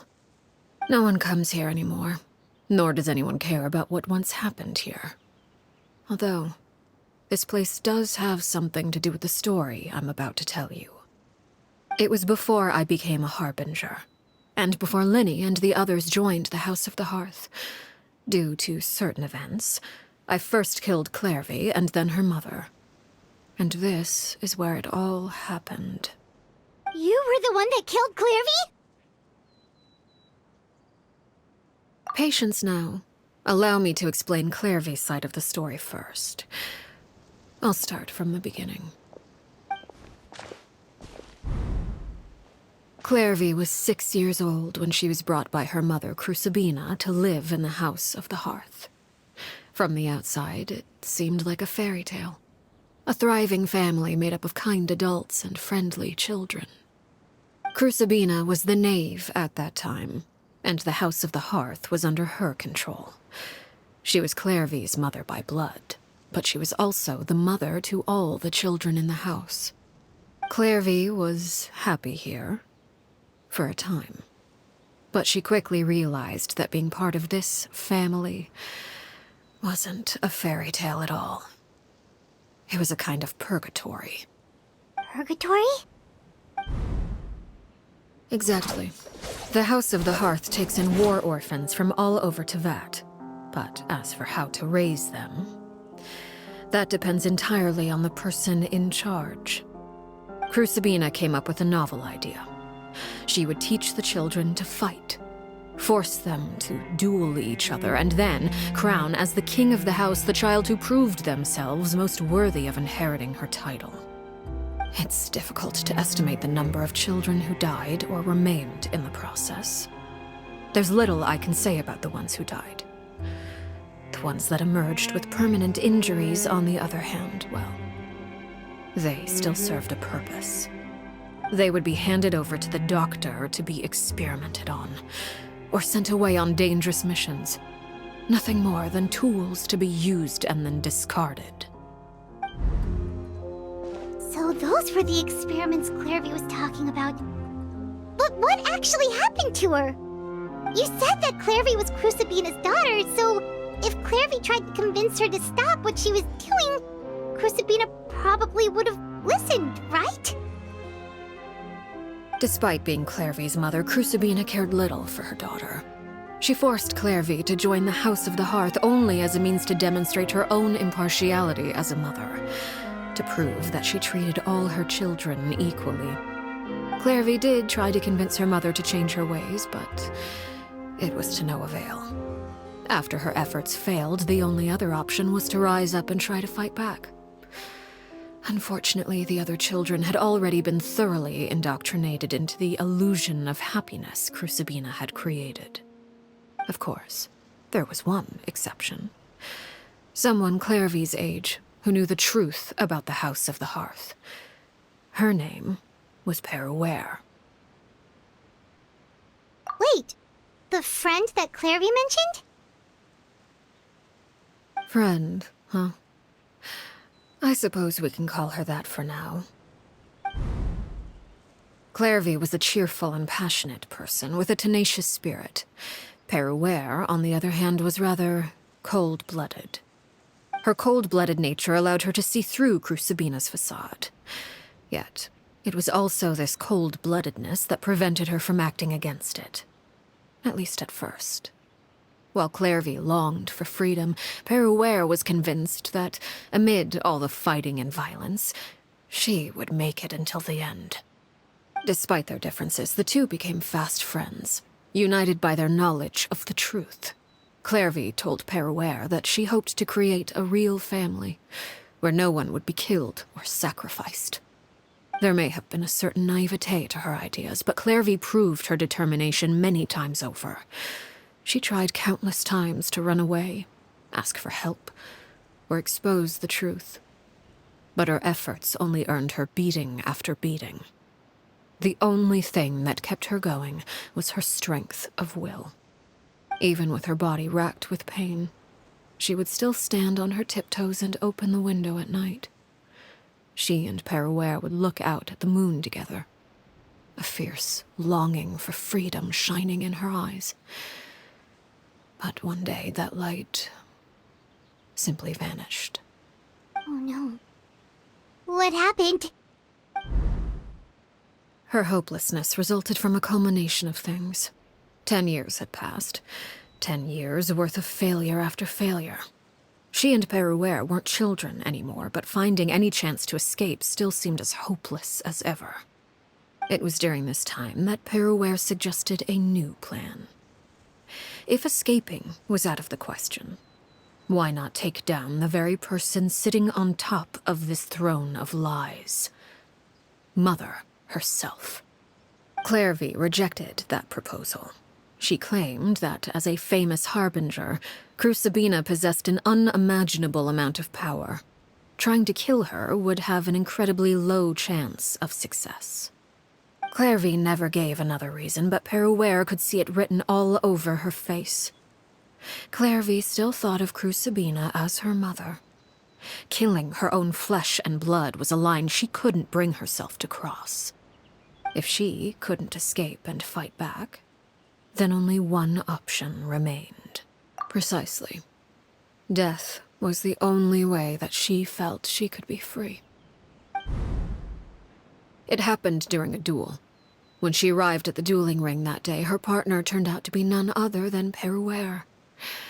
The very person that had stood by her side all those years. It was a fierce battle. But ultimately, Clairvy decided to let Peruere end her life. From that moment on, Peruere's journey was one written in flames. When the rain finally came and washed it all away, there she stood, the sole victor in Mother's endless game of slaughter. A trail of corpses strewn across her path to success. It was the very result she had predicted 10 years prior. Even then, she believed she would make it until the end. She wasn't surprised by the fact that she emerged as Mother's undisputed heir. Rather, her success left her with an inexplicable sense of restlessness. She was unsettled. And there was only one thing that could quell that sensation. Perhaps you two would like to take a guess as to what it was? Crucibina, you mean? But... Correct. This is the place where Peruere killed her best friend. A mere year later, this is also the place where she fought tooth and nail to kill the mother they shared. The moment she acted, any conception of what was right or wrong ceased to matter. It's one of the principles of the house. Only those who survive get to write the rules. Peruere won the battle, and became a harbinger herself. After which Her Majesty, the Tsaritsa, bestowed upon her a new name. Arlecchino. So the Perry Clairvy was talking about... It was you all along. You're Peruere. Arlecchino is just a name you got later. I left that name behind long ago. I must say, hearing it now does bring back memories. After I defeated Crucibina, the moniker of Mother died with her. I chose to forego the title she called herself, and even chose to give up my own name. I rebuilt the House of the Hearth under a new identity. Not only as Arlecchino, but as father. And that is where the story ends. Any more questions? Yeah. Based on what you just told us, Clairvy wasn't a little kid when she was killed. So the Clairvy we met... Was she really a spirit at all? I suppose you could call her an illusion born of flame. Her existence is like ashes to a fire. Something left over in the wake of blaze and ruin. You see, a certain power runs through my veins. It's not unlike a curse. My flames leave behind shadows of anything they consume. Of course, the chances of those shadows morphing into a sentient entity are exceedingly slim. Clairvy is a very special case. Clairvy died when she was 16 years old. But what emerged from the flames was her 6-year-old self. Her appearance wasn't the only thing affected. Most of her memories were lost to the blaze as well. Memory is a mysterious thing indeed. Losing a portion of your memories will alter your sense of self. Lose 10 years' worth, however, and it would be like living in the past. Like returning to a version of yourself that never grew up. No wonder Paimon got such a weird feeling when we were talking to her. Perhaps I should put it this way. Clairvy is someone trapped in time. It may seem like she exists with us in the present, but she truly lives in the confines of her own past. So if all of that is true, then you must have known about Clairvy for a long time. Indeed. She's a rather volatile and unstable entity. Sometimes she would look after the children. She's even saved some of their lives. But other times, she would hide from me and become obsessed with revealing the truth about the house to anyone who will listen. Shadows don't have the capacity to learn or grow. Any new information they encounter is quickly forgotten over time. Your attempts to expose Clairvy to sunlight, they failed, yes? The reason is actually quite simple. In Clairvy's mind, the house is impossible to escape, and it is this very perception that traps her there. But no matter. All I have to do is kill her again, and all will be resolved. I don't anticipate so much as a single speck of ash will be left behind this time. Wait! Paimon can understand why you might want her gone, but isn't there another way? So what if she's trapped in her 6-year-old self? She's still your friend! At least talk to her first! It's too late for that. She broke the rules, and now she must be punished. That goes for Filial and Nantoy as well. She's had quite the effect on them. I hope you understand. The difference between Crucibina and myself lies in our formulation of the rules, not our policy for enforcing them. Upholding the rules without question is a trait we both share, because that is how a household should be run. Is this really what you want to do? Whatever could you mean? Don't you want to say a proper goodbye at least? Whether as a killer or as a father, there are two things that must be avoided at all costs: anger and sorrow. Anger makes you impulsive. Sorrow causes you to waver. Well, it appears it's about time to proceed. Before we arrived, I told some of my well-behaved children to bring our troublemakers here by nightfall. I do believe I've kept my end of the deal. I give your friends quite a bit more time. As for what happens now, we'll just have to wait and see.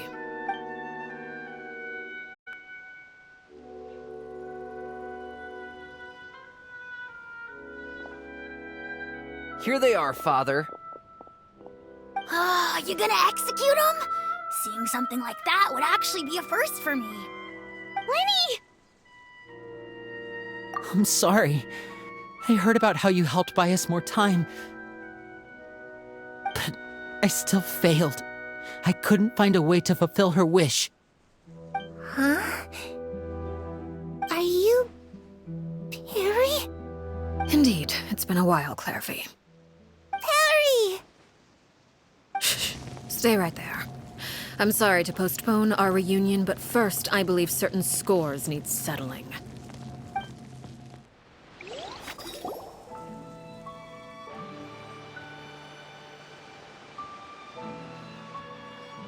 Father, let me explain. Out of my way. Father! You chose to conceal a threat to the house, and for that, you must be punished. Overall, however, I suppose your wrongdoing is hardly the most egregious of the bunch, so I'll deal with your punishments later. As for right now, the more pressing concerns are the traitors among us. By traitors? Do you mean us? Father, let me explain. We didn't mean to... Fultz, why don't you share what you heard? Yes, Father. Secret Midnight Meeting number 3. Participants: Filial, Nantoy, Sato, Toddy. Nantoy clearly said, if only Father wasn't the one who took us in. Sato added, I'm sick of this life. I just want to live as a normal person. Filial was the worst of them all. She called us crazies and said a bunch of mean things about Father. I did not! You're lying! Fultz is trying to frame us. It's not like I'm the only one who heard those things. After that, you and Toddy and a bunch of other people started talking about Clairvy. You were using all those things Clairvy brought up as an excuse to question Father. We're birds locked in a cage. The only way out is to destroy it. That's what you said, wasn't it? You little. You just want me gone, don't you? What did I ever do to you, huh? And you, Sheplo, have you forgotten who stood by your sickbed, watched over you, and changed your dressings? Come on, let's hear it then. What's your reason for all this?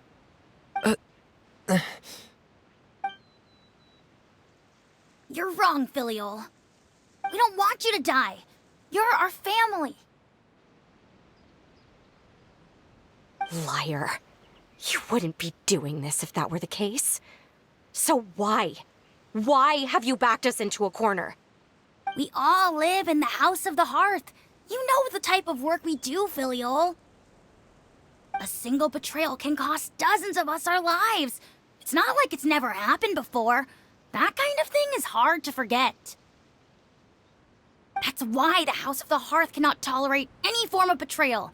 Ever since we came to Poisson, you've had 7 secret meetings. A lot of the things you talked about really crossed the line. You've been spying on us for half a month? Wait a second. Now that I think about it, the move to Poisson was just a way to make it easier to spy on us, wasn't it? Because we were all in one place. You've had this planned all along. Filial, Nantoy, I'm sorry. I owe you both my life. I owe Clairvy too. If it weren't for all your help after I got poisoned, I wouldn't be standing here today. If this were any other situation, I would do anything to repay that kindness, even if it cost me my life. But rules are rules. I'm sorry. My hands are tied. Why? Why? That's enough, Filial. We made a mistake, and we should own up to it. We broke the rules, plain and simple. And now we have to face the consequences. I'm sorry, Chapleau. Fultz. I'm sorry, Father. We accept our punishment. Chapleau, according to the rules of the House of the Hearth, how should these traitors be punished? All those who betray the house pay with their lives. And so it shall be.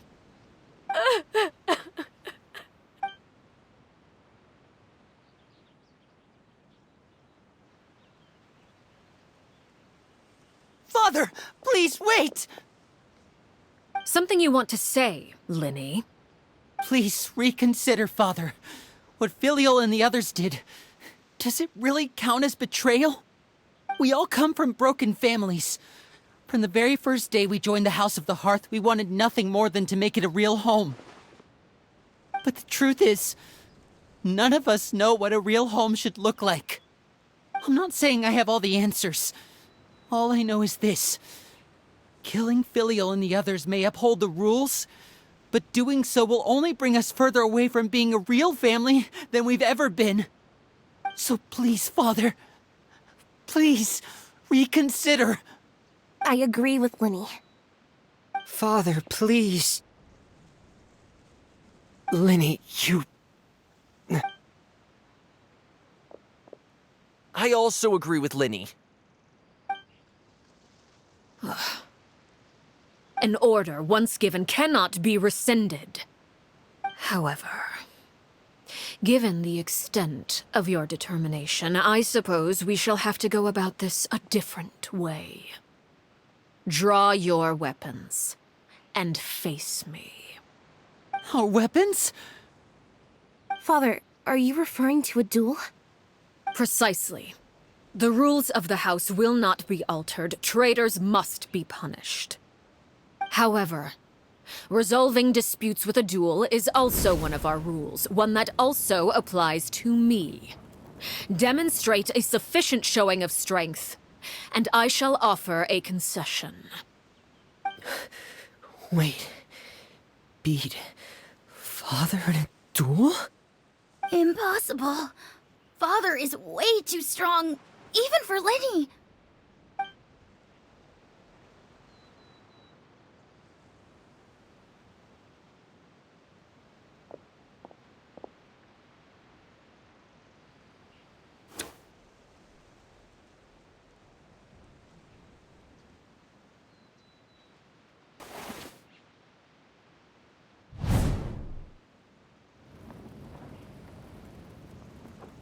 Did you hear that, Traveler?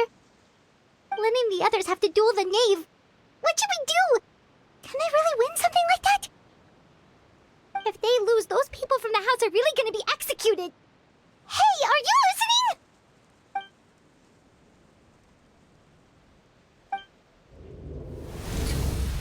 Don't you want to say a proper goodbye at least? Anger makes you impulsive. Sorrow causes you to waver.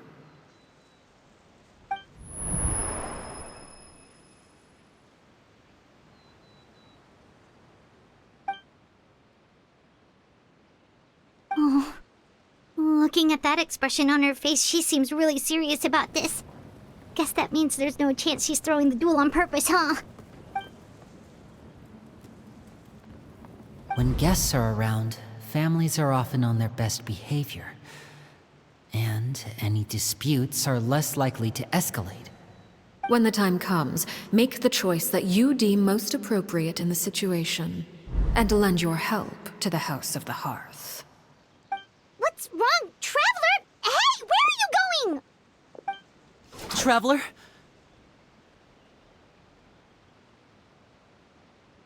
You're asking to join the duel against the knave? I'll allow it. We do have a ready-made dueling ring at our disposal, after all. All I would advise is this. Keep a firm grasp on your weapon, and give it your all. Any less, and you may just lose your life.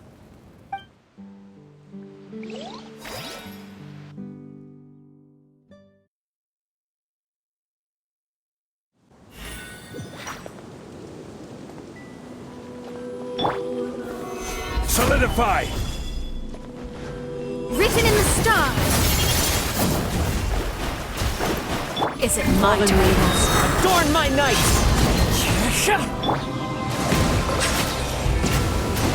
Watch out for Father's movements! Now that's more like it. Is it my turn now?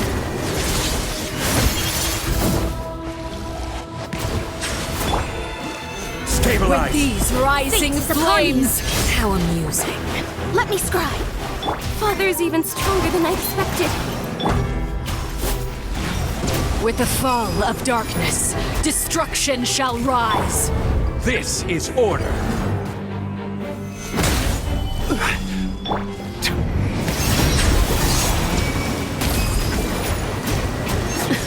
Have to draw my blade.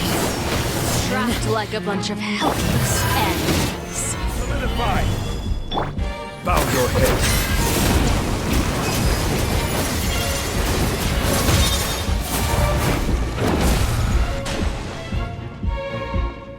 Spare your energy. And voila!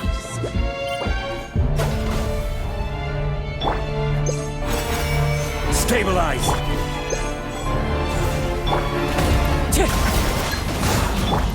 The countdown has begun.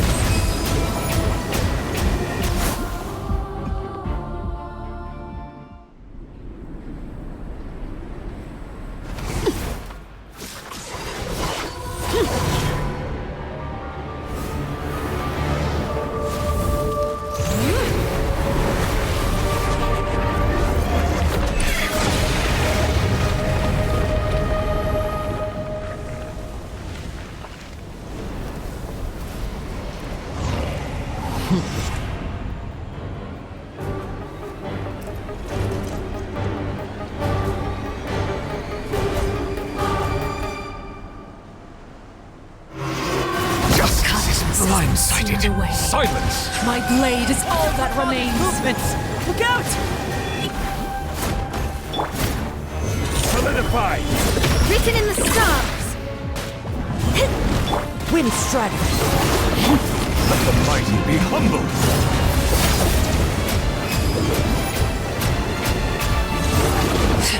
Now's our chance. Get over here. Delves into destiny. Suntown is on.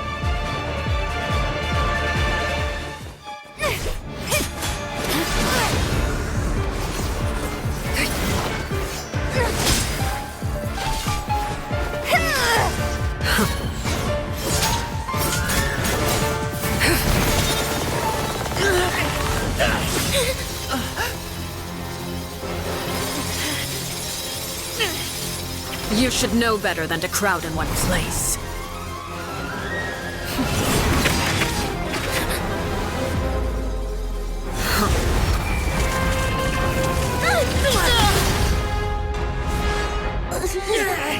Oh, I know.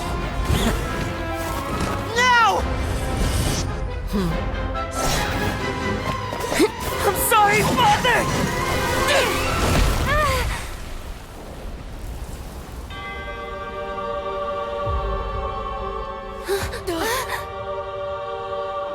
Sorry for what? This pitiful excuse for an attack.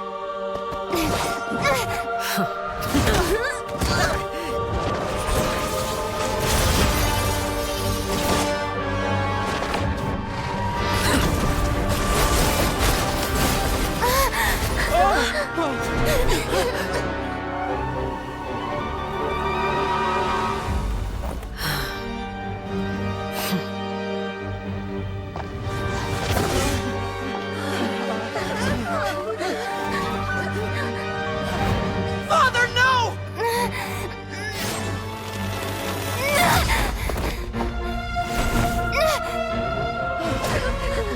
Made it out, did you? You're stronger than I expected.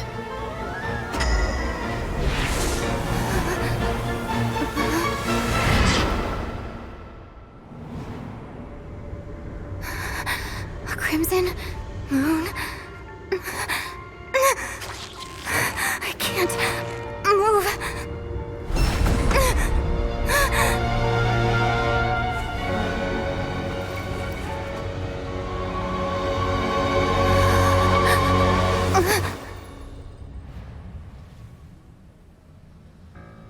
Still, not strong enough to beat me.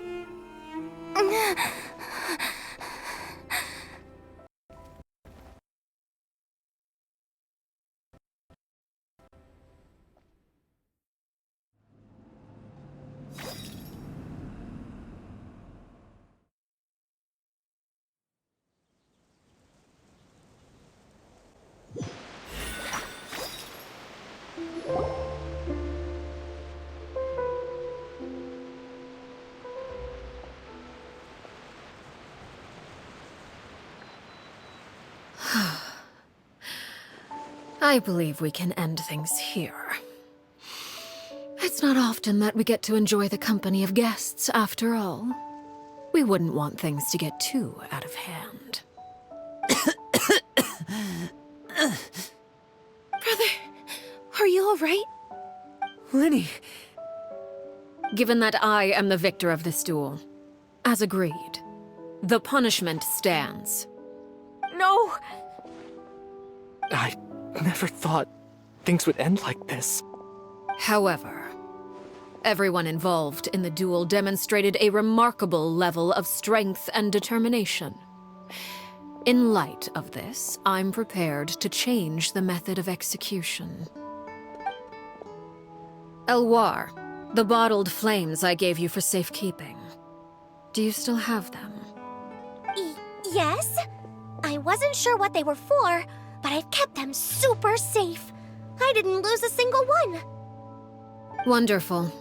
Then, in just a moment, I'll have you administer them. Bottled flames? Indeed. They're the product of a secret experiment. Under certain special circumstances, flames can be extracted from my person and preserved. Once ingested, searing pain will spread across every inch of your body. No harm will come to you physically, but your memories will be burned away. If you can withstand the pain, when you awake, you'll have forgotten everything you know about the House of the Hearth, and will be expelled from the organization. In other words, administering this concoction will kill the version of you that grew up in the house, and give you a new identity.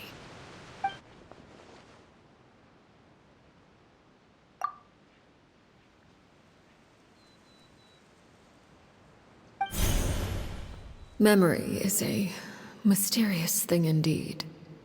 Losing a portion of your memories will alter your sense of self.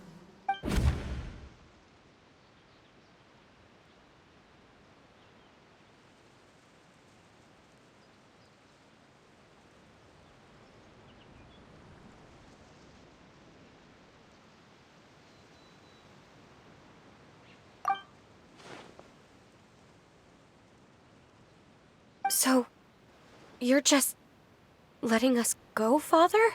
You misunderstand. Memories are extremely important. Once consumed by flame, the version of you standing before me will die, and our secrets will die with you. So no, I don't intend to just let you go, because the person who survives will be nothing but a stranger. Even so, I won't have to live in fear anymore. I'm sorry, Father. I'm sorry I let you down. But I really... Don't cry, Filial. You haven't left the house yet, so there are still rules to be followed, yes? Remember what I taught you. Anger makes you impulsive, sorrow causes you to waver. Don't let yourself be controlled by your emotions. Of course. I'll remember. Dry your tears, and go pursue the life you really want. Yes, Father. Chaplot, Foltz, Elwar, take them back to Poisson. And bring Linny and the others as well.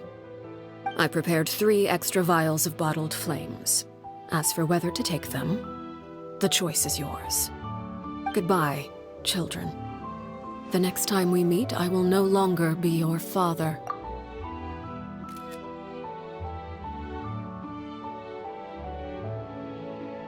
Thank you for all you've done for the house.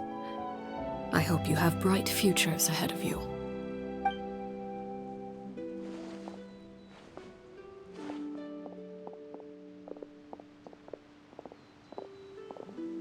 Father.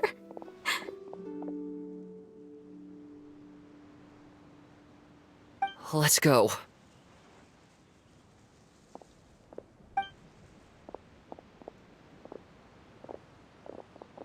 Here, grab my arm, Linny. I'll help you walk back. Thank you.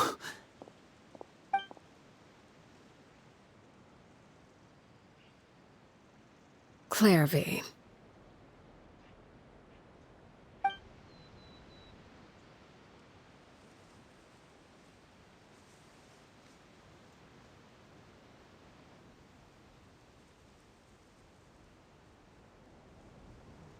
Can we talk now? I've been waiting for a super long time. You really are Perry, aren't you? I haven't seen you in so long. How come you're all grown up? Wait, did I somehow travel to the future on accident? Or am I dreaming? What a long dream. Neither. You died, Clairvy. That's what happened. You could have at least sugarcoated it a little. Look, she's done speechless.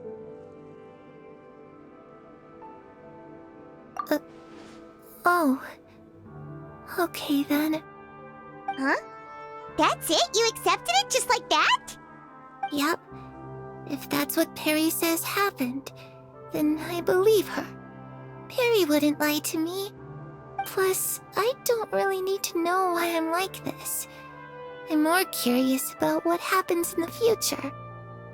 If you're a harbinger now, Perry, that means Mother is gone, isn't she? Can you tell me about it?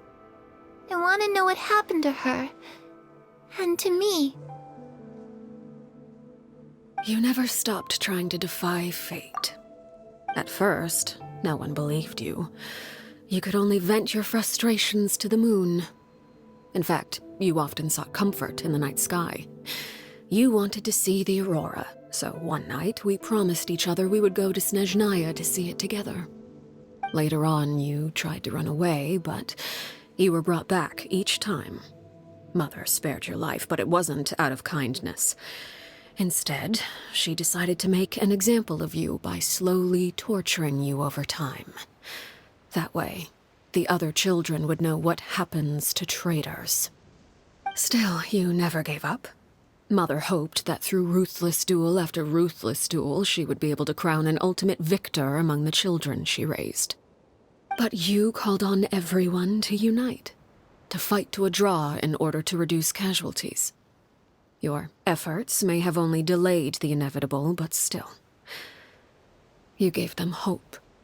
You tried everything you could think of, but every attempt ended in failure.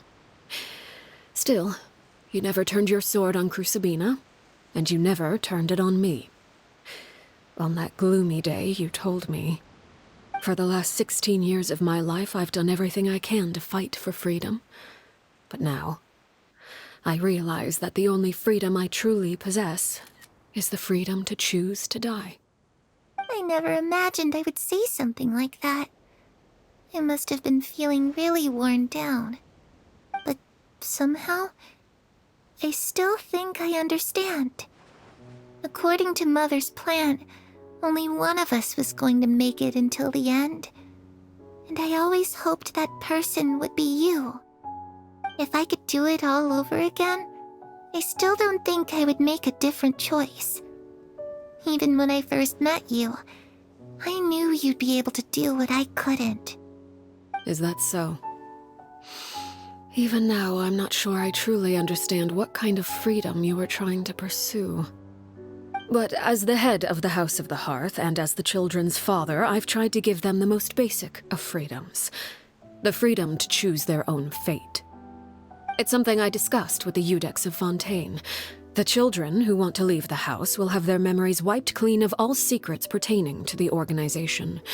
In return, they will be allowed to live a normal life in Fontaine without being prosecuted for their past. Of course, I won't simply hand freedom to them on a silver platter. They have to fight for it and prove themselves worthy of it. Only freedom that is earned has true value. That's more than enough.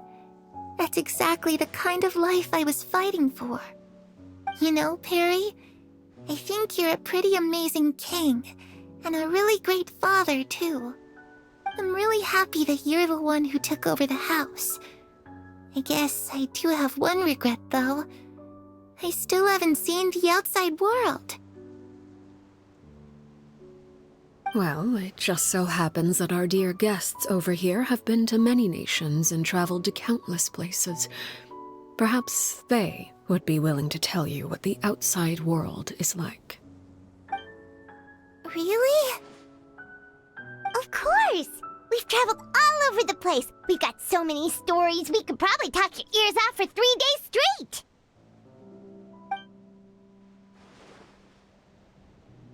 You know, I used to dream of being a bard. Playing the lute while singing into the winds of freedom. Even if there was no one there to listen, I would have continued to sing no matter what. Ah, that's where Mora comes from. I never knew that before. If I had some Mora, I would buy 3 new dresses. One for me, one for Perry, and one for Mother. It's just too bad Perry doesn't like wearing dresses. And Mother, she probably wouldn't accept something like that either. I guess I'd just have to keep them all for me then. I could wear a different one every day. Those yokai you mentioned, what do they look like? I once saw a drawing of this one guy with horns on his head and a super scary face. Are there any yokai like that? Oh, sounds like you're talking about an Oni. Yep, we've met one, and let Paimon tell you, they're not nearly as scary as they look.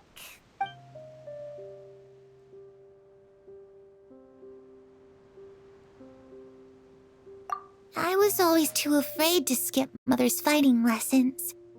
But at the academia, I bet you could do all sorts of secret things in class. Things that have nothing to do with studying. I'm just kidding. Being able to study whatever you want without having to fear for your life actually sounds pretty great.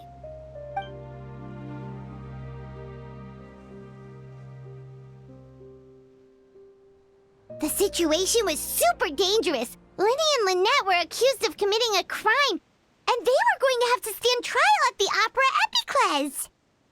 Oh no, that must have been hard for all of you. What happened next? Don't worry, we were able to turn the situation around super quickly, all thanks to Detective Paimon, of course. How'd you do that? Come on, tell me. Okay, so it was like this. After the failed magic show, we rushed to the scene and...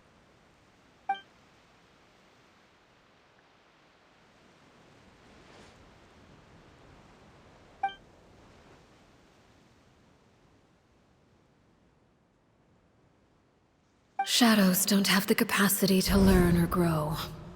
Any new information they encounter is quickly forgotten over time.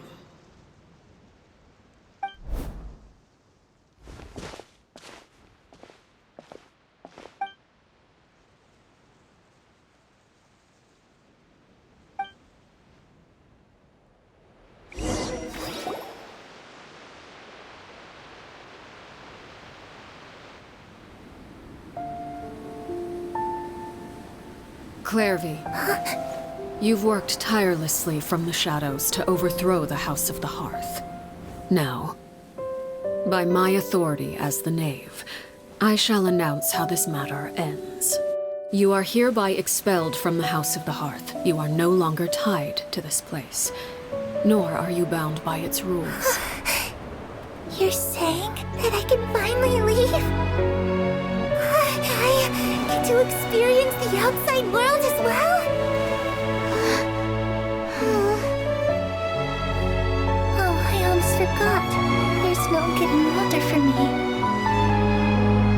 Still, seeing who you grew up to be makes me really happy, Parallel.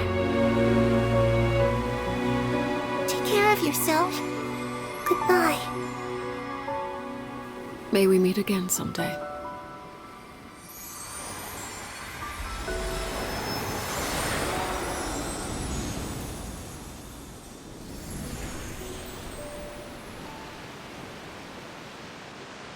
Clairvy. She left so soon. Paimon didn't even get to finish her story. I also have certain sentiments left unsaid.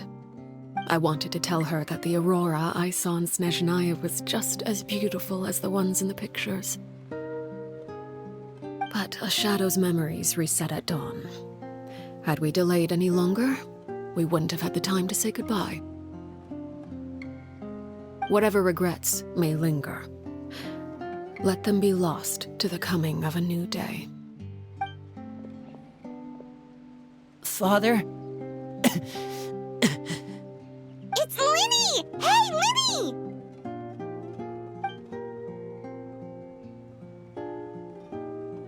What is he doing back here? Let's go check it out.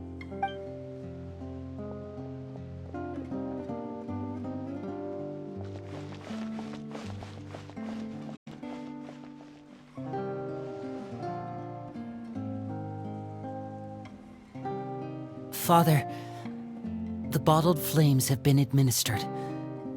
Filial and the others have left the house. And you?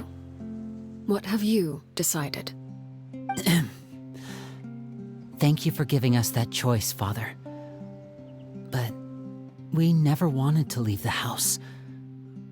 It's the only home we've ever known. Lynette and Fremine feel the same way.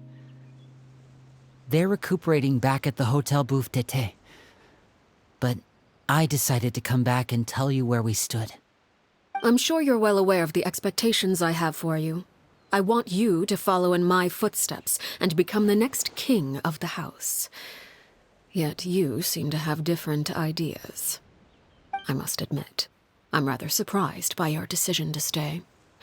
There's nothing wrong with choosing to live a quiet life. Leading this organization is a heavy responsibility, one not so easily carried by someone forced onto the throne. I just never understood what you saw in me. What made you believe I was deserving of that throne? You're brave, talented, and, most importantly, you cherish your family. You would do anything to protect them, even if it costs you your life.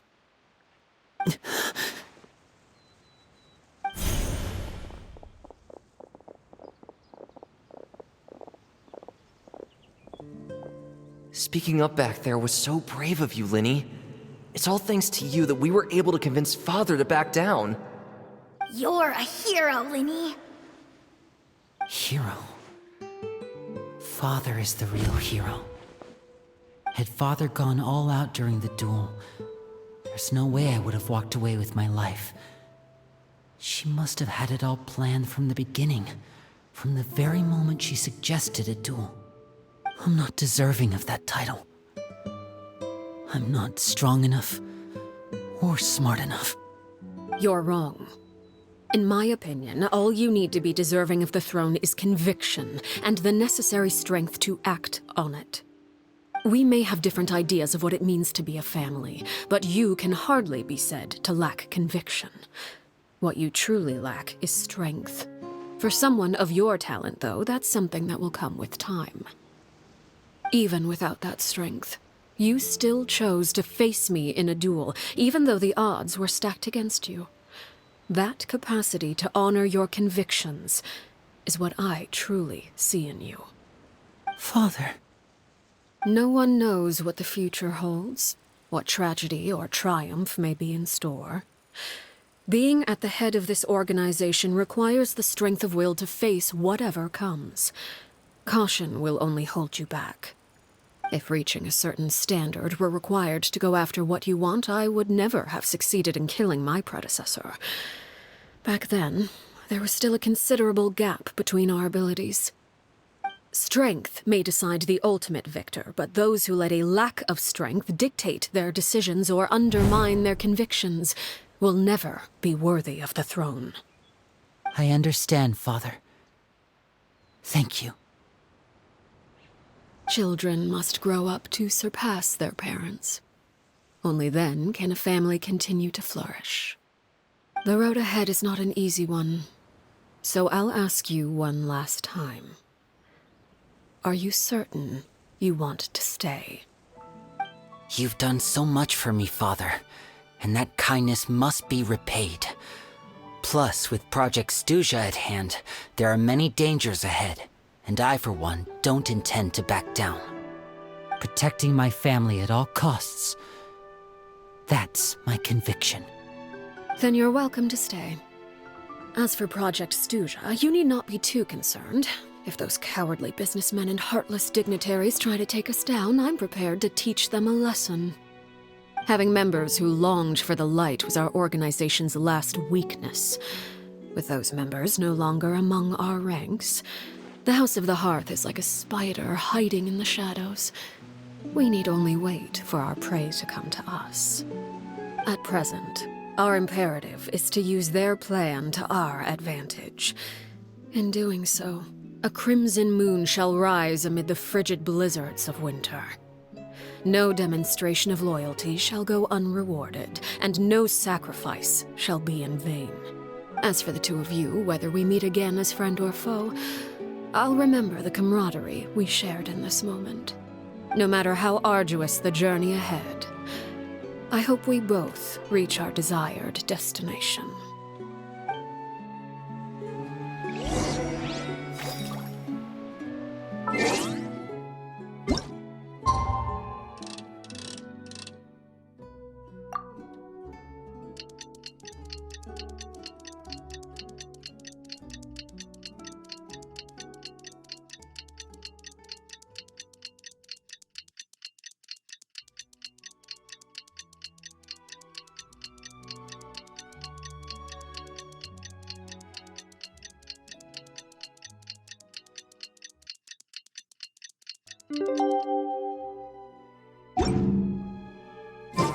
This scenery is wonderful. Didn't Linny say that Lynette and Fremine were recovering at the Hotel Bouffe d'été? Oh, Paimon wonders how they're doing. Maybe we should go check on them.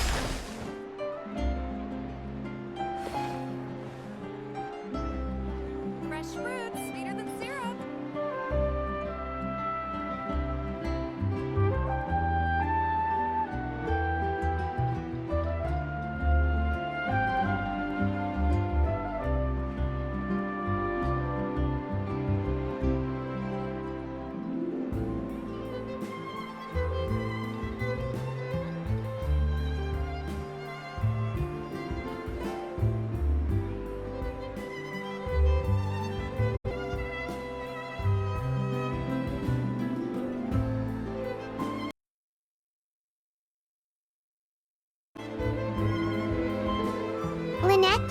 Fremine? How are you feeling? Much better. Whew, what a relief! What about you? Are you feeling alright? I knew you'd come out unscathed. Us, on the other hand, well, we've been bedridden for 2 days. I couldn't even turn over. Oh, and I wanted to ask, is Clairvy gone? Linny and the other members have left Poisson and returned to the House of the Hearth. According to him, there haven't been any more sightings of a spirit roaming the house. I see. I'm glad. Father came to check up on us 2 days ago and told us about what happened with Crucibina and Clairvy. Actually, I've met Crucibina before. Wait, what? You've met the former knave? Crucibina died a year after Clairvy. It was during the year between their deaths that I joined the House of the Hearth. Crucibina had an extremely cruel and radical way of doing things. While she was alive, the atmosphere in the house was suffocating. When I joined, though, the experiment she valued so much had already come to an end, and all the people involved, dead and injured alike, were gone. Crucibina never talked about the past with us newcomers. A couple of months after I joined, Father killed Crucibina and burned all her files. With that, the names of all the people subjected to her experiments, Clairvy included, were lost to the flames, along with the painful memories they represented. Father took in Lenny and me a couple months after that, but she never mentioned anything about Crucibina or Clairvy. It really seems like something she was planning to keep to herself. The last time you talked to her, did she mention why she kept it a secret for so long? She said she didn't want us to be affected by the darkness of the past. She was worried we'd develop a false sense of gratitude towards her if we knew about it. The foundation of a family should be free of any corrupting influence. Whatever happened in the past, it has nothing to do with who we are now. And that's what Father told us in the end. But I still thanked her for everything. It was only after hearing about what Crucibina did that I finally realized how insignificant our lives could have been. The members of the house meant nothing to her. To say that she valued them in any way, even just as a tool, would probably be giving her too much credit. If Father hadn't taken over the House of the Hearth, I probably would have already... Father rarely brings up the fact that she saved us. She doesn't believe that being indebted to her should be what ties us together. But even if we didn't owe her anything, we would still choose to stay. Because this is our home. We may have arguments or times when we feel wronged. Some people may even choose to leave. But as long as Father is here, we will always have a home. Whether the path before us is bathed in sunlight or shrouded in shadow, we'll follow Father wherever she chooses to go. So I wanted to say thank you for helping us make it through this crisis. Without your help, we could have lost a lot more along the way. Oh, we didn't do anything, really. Of course. You're welcome anytime. Are Filial and Nantoy okay? I actually saw them at a cafe this morning. They didn't recognize me. From what I could tell, they were drinking coffee and talking about one of the operas that started running recently. They seemed happy. If I had to take a guess, I would say they finally found the kind of life they always wished for.